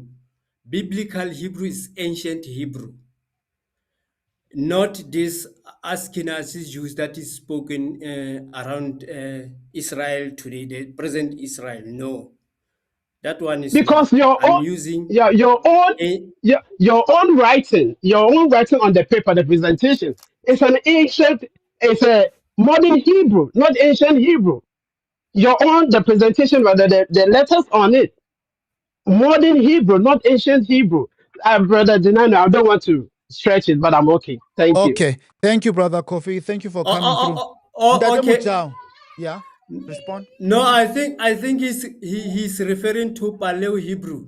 Paleo Hebrew is not used today. The last time they used Paleo Hebrew, that was around that time of Babylon, when they were exiled to Babylon. From Okay. there, they used Okay. No, no, the present script. Brother Kofi, you are not wrong. Some people also heard what we heard. So, Ndade Mujau, you did make reference to modern Hebrew No, for or Yiddish. But now, I want to read what people are saying. So, I'm also a bit concerned because we had our conversations before we came on. And you were pushy about coming forward on the presentation. And I kept pushing back. So, can he name the 12 tribes and not just 3? Yiddish has nothing to do with ancient Hebrew. Actually, Andrea Hinton is also alluding to the fact that you did mention modern day Hebrew or Yiddish. So we were not imagining things when we heard you reference that. Please, can you name the rest of the 9? You've mentioned Barolong, Batawung, and Bafokeng, correct? Who are the other 9 tribes? No, it's not part of the presentation today. I said my discoveries only on these 3 tribes. They were the main tribes of ancient Israel, because the Levites, uh, they were the one who were the priesthoods, and then the Judeans, the Bataung, they were the one who were the kings of Israel, of particularly the the Judah after Okay. after Israel was divided into 2 parts, and then Bafokeng, they descend from Joseph. Bafokeng, Mufokeng actually is the name Ephraim. Okay, in that. Can I have a So suggestion? And I have one if of you my. allow, Wait, Ndate, wait. We've allowed you enough time now. I have one of my biggest people on the platform, Brother Kofi. So I trust his judgment. I know other people on the platform don't always agree with what he has to say, but I've taken a liking to him. We've got a suggestion here to end the live because I don't think we are getting the types of teaching we are expecting from our guests. And we did have an engagement, the two of us, Lina, Liwe, and Dad. And I was reluctant, and you kept pushing. I think we should end it here. And maybe we can continue with the people on what we're already engaging on. But I think that it's not bringing any concrete, valuable information. Some people are saying it is actually bringing confusion. So here's another person who's also one of our supporters. No offense, but Elder has driven us to confusion land. Brother Kofi, what you one of our people. What do you suggest we do? Should we stop it here and continue maybe with some of the things we're talking about? Because now I don't want to bring about confusion to our people.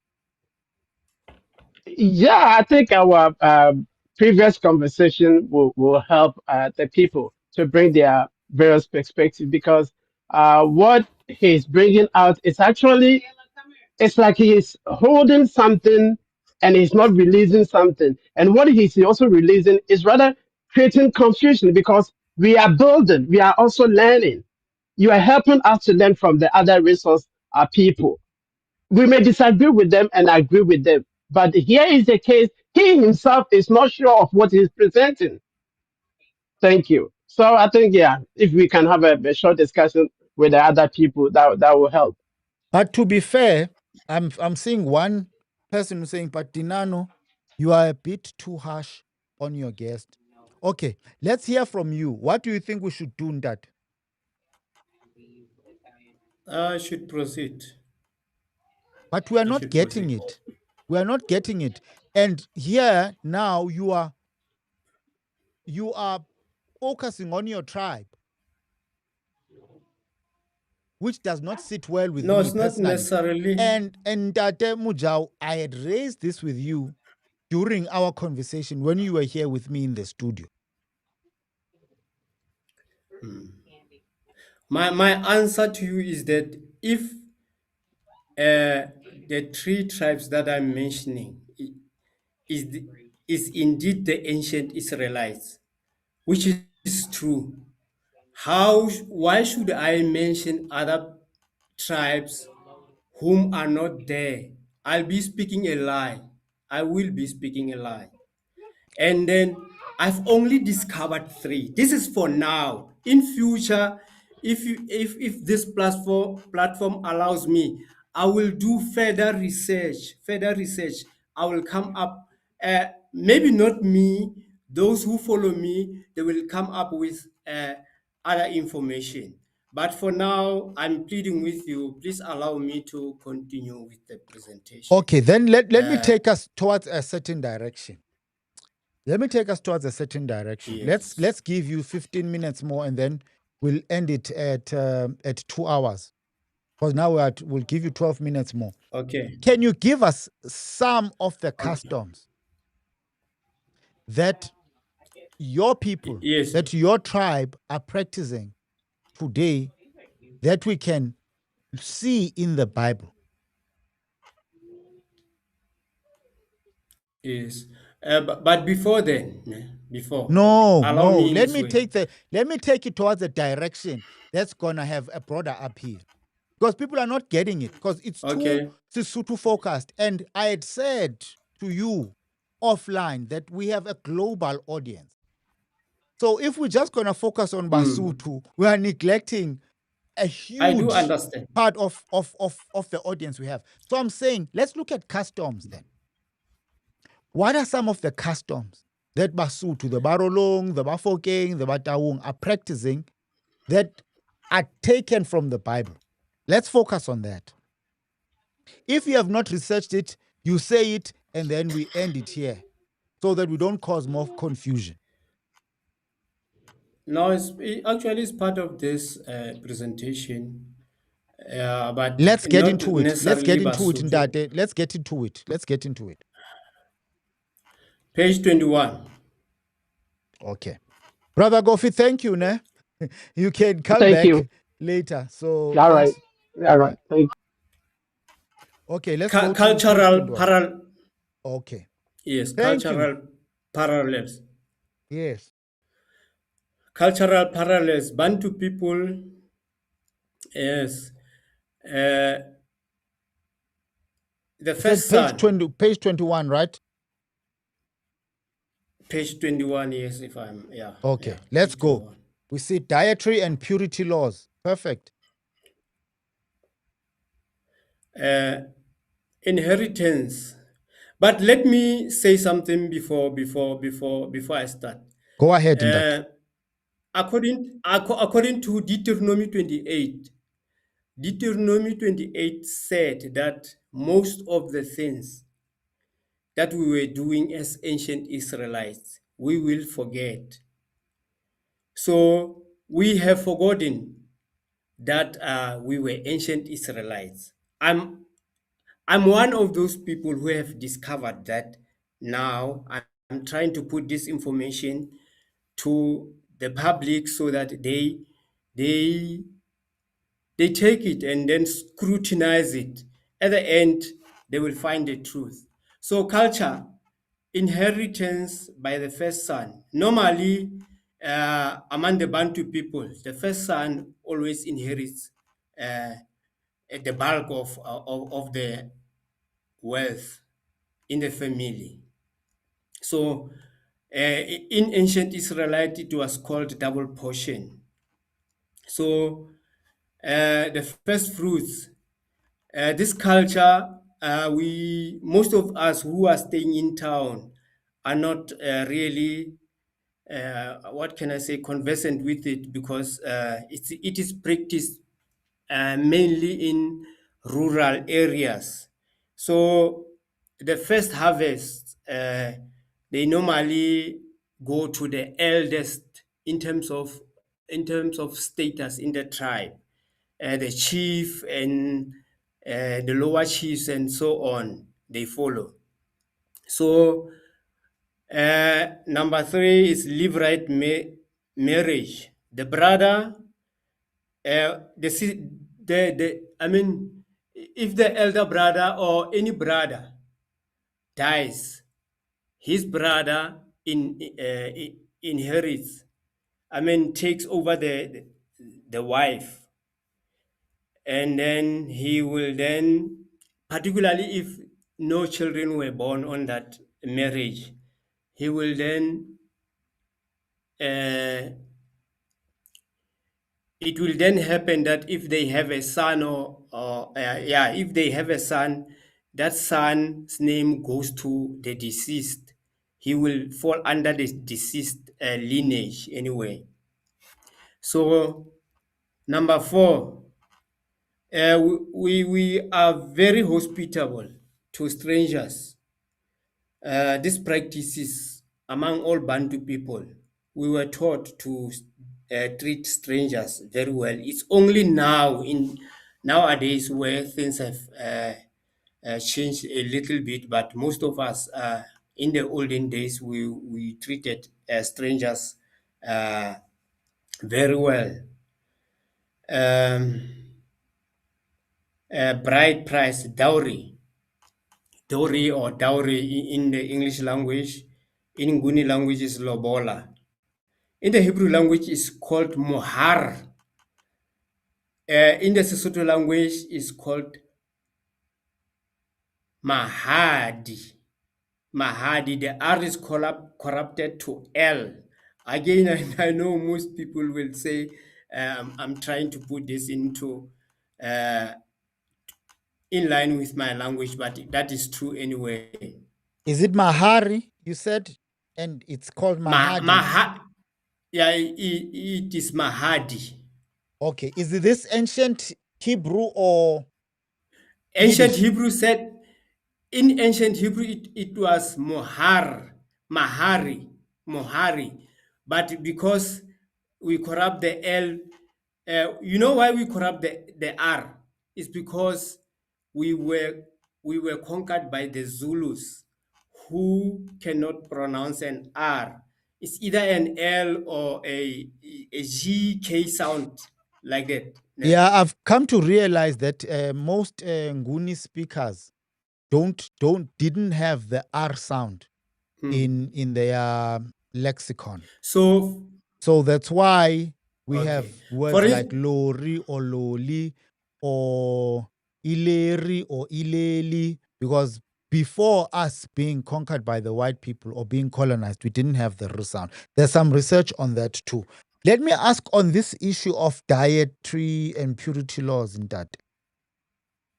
The prohibited foods. There was an avoidance of swine or pork. Is this common? People didn't eat pork. My Bantu clans traditionally avoided the pig long before any external religious influence. I'm not aware of this. You're not aware. Yeah, there was a French person who first came to Lesotho, who taught the Basotho the Bible. In one of his books, I will get back to that book. I don't have that information right now, but maybe during the course of time, I will give you that information. He did say that the Basotho, specifically, he was talking about the Basotho. There was no, they did not eat pork. He said the Europeans are the ones that first brought pork to Okay. their diet. What about the Yes. horse then? Because the horse is as unclean as a pig. And a lot of people always focus on pork and the pig.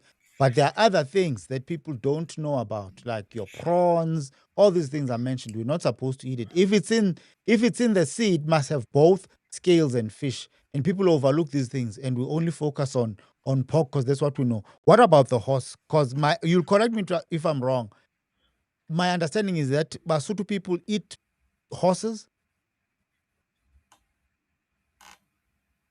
Yeah, this is merely a present practice. But let me say, if you are from number 10 in terms of status, and then you fall down to 1. There's no food. You can't be selective anyway. You just eat everything that comes along.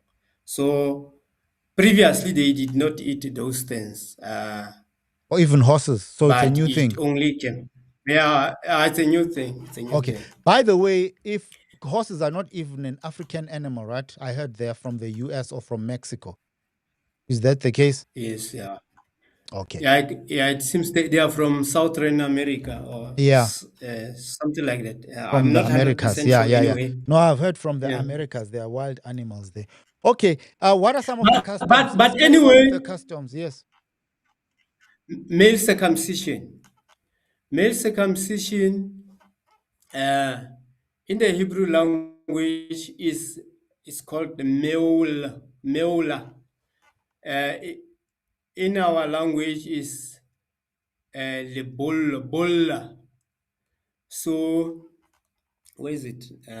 Maybe I didn't put it in here. Anyway, so we did practice male circumcision. We do practice male circumcision, although ancient Israelites they did that on the 8th day when the child is born.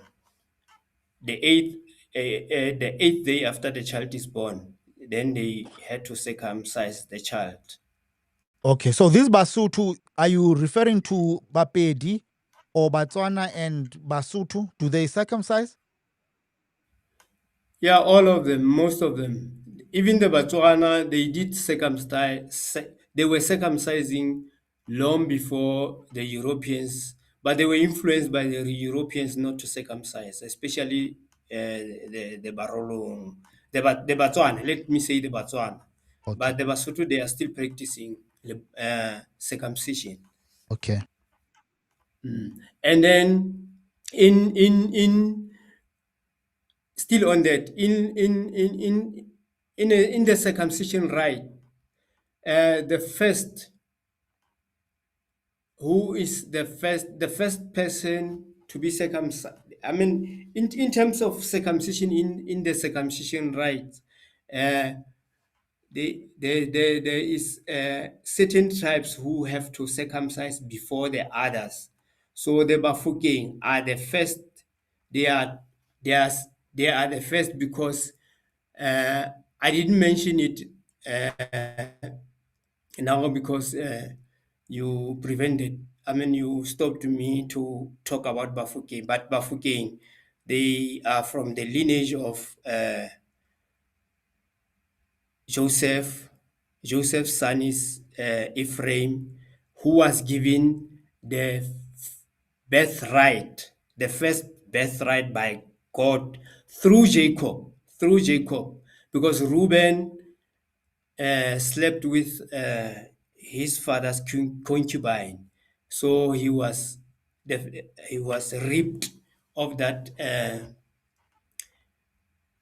status, and then it was given to Ephraim. That is why the Bafokeng are leaders in that circumcision rite or lebollo. So there's Someone no is specific asking. name in English. Someone is Yes, asking, what about the Makua people? Dema. Makua. Do you know Dema? Makua people? Makua people? Makua. No, no, no. No, I Okay. don't know about Mako. Yes. Okay. Let's wrap it up, So Ntate. Let's wrap it up. the lunar calendar in Hebrew is Chodesh, in Sesotho is Kgwedi. So the Shin alphabet in Sesotho is not pronounced, so it's Kgwedi instead of Chodesh. Chodesh. So yeah, that is all of uh, in terms of culture parallels. So where do you lead me from now? Questions or can I go on? No, no, no. We are closing it off now. We're at 2 hours. I said we'll end it at 2 hours. So let's wrap it up. and call it a day. So there are no further questions from the audience. No. Okay.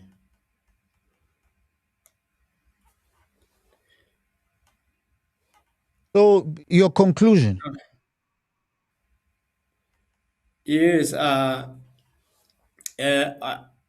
saying that what I'm putting forward to you really is it is true.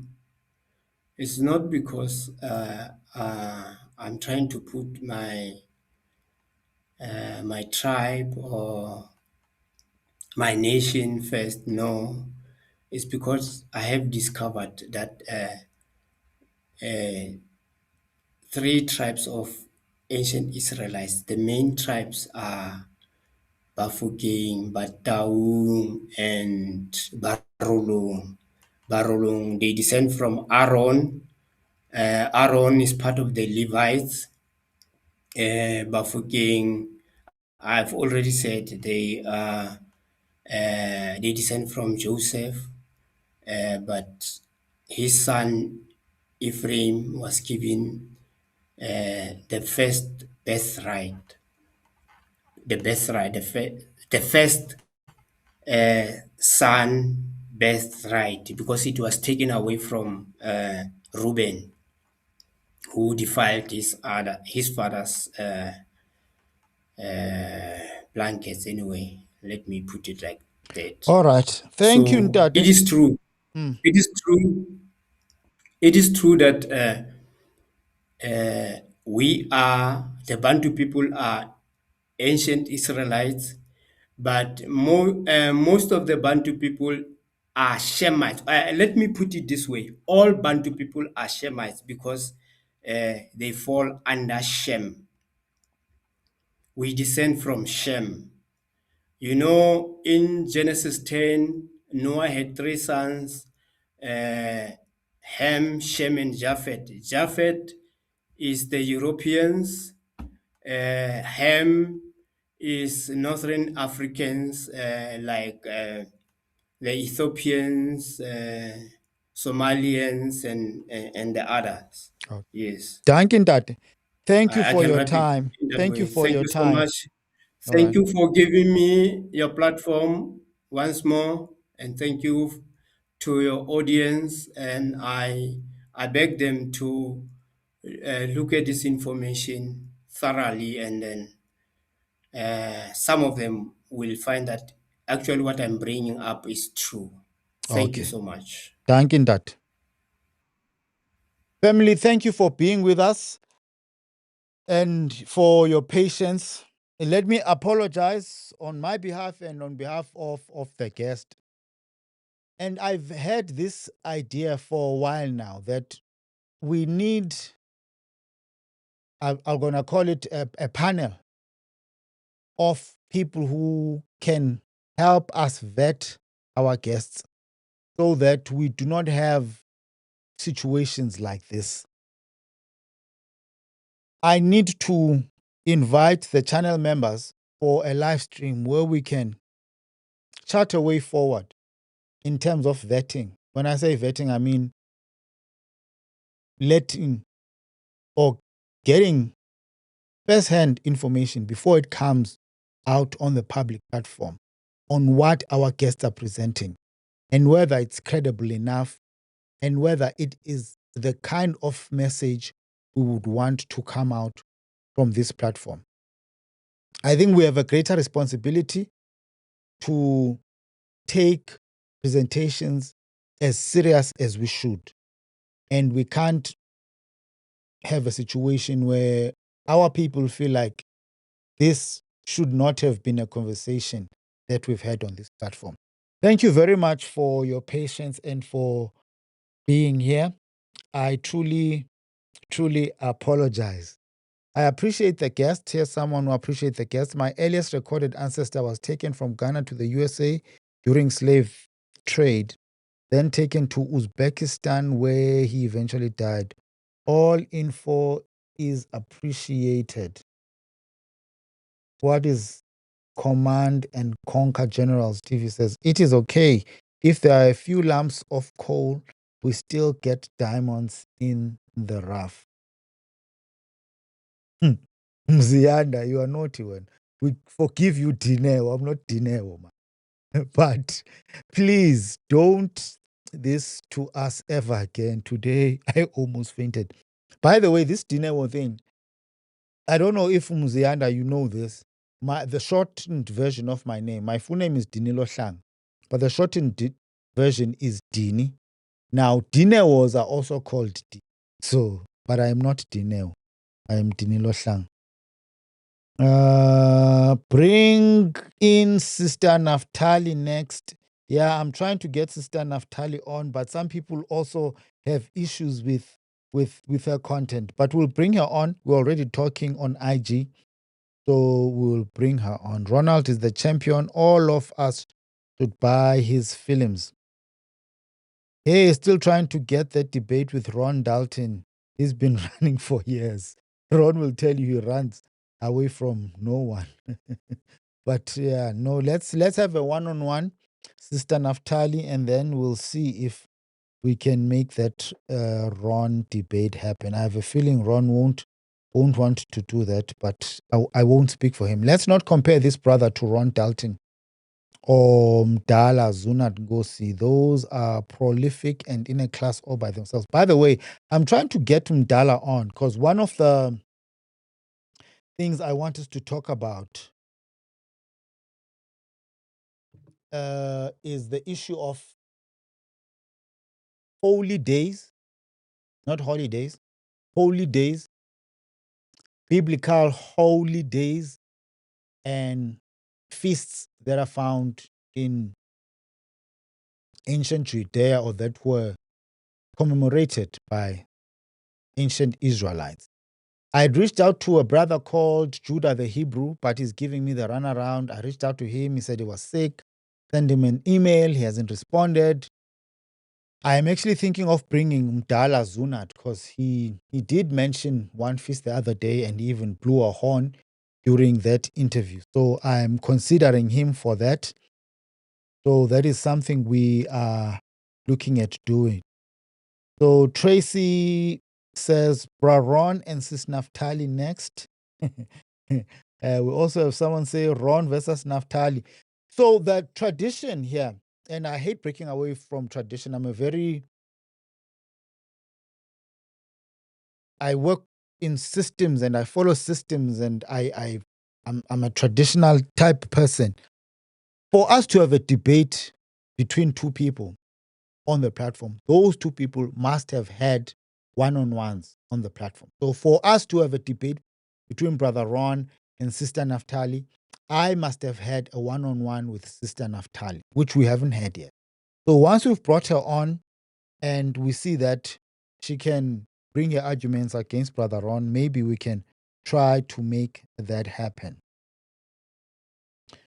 So someone says, I found him to be more informed than Ronald and the like. Okay, that's what RBW is saying. What impressed you most about what Ntate Mojau had to say? Because it's quite interesting that you say that. On my one-on-one interview, his initial interview when he came to the studio, I picked up from him a lot of things that I had already heard from Brother Ron. And I actually asked him, I told him, a lot of what you're saying sounds like stuff that I'd heard from Ron. And I asked him, are you a scholar of what Ron has been presenting? And he said, yes, to be honest, I have been following what Brother Ron is saying. So for you to say he's more informed than his teacher is quite intriguing. Anyway, I need to end it here. Well, someone is saying debates are tiresome. Yeah, they can be quite tiresome, especially if you find that people are not on the same level. Zulu Swazi says, Dinano, you already have suggestions. Can we have a Jewish rabbi here and tell us how they aligned to Ayakobi? My previous job, I used to work for the SABC. I left them last year, July. I had a lady who said she was Jewish, and I asked her to connect me to some of her rabbis, but she was not a practicing. So you know how they can be sometimes. They are Jewish, but they are not practicing Judaism. So it's an idea. If you do know someone Zulu Swazi, please recommend someone. I would love to host such a person. Dinano, I'm disappointed by the way you treated the brother who presented. Please show respect to all, even those you disagree with. My issues with Untate Mojau didn't start today, and I've always raised this with him. So for him to come and present something that is not making sense and that seems to be pushing a certain tribe, I can't be nice with it. And he was pushy about getting time, and I kept telling him that we don't do it like this. You don't ask to come on for a live stream. I'm the one that actually approaches you for a live stream. But he pushed, and I was not going to be easy on him. And the sentiments of the people is what matters. Because this is not only about me, it is also about the audience. If the people are not feeling it, if the people are not getting value, then what's the purpose of having such a conversation? Can we try elders who base their knowledge on African traditions and not science and see the similarities with the Hebrews in the Bible? Okay, that's something to consider.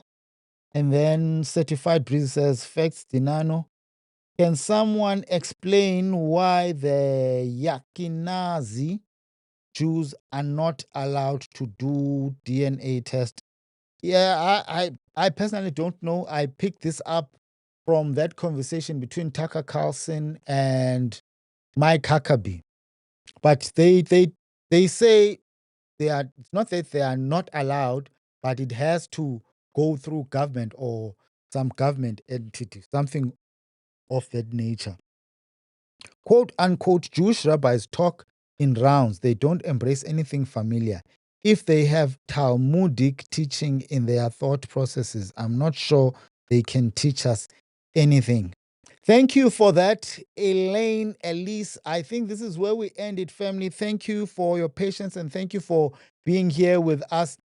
I'm considering having a members only live tomorrow to chart a way forward on how we vet our guests.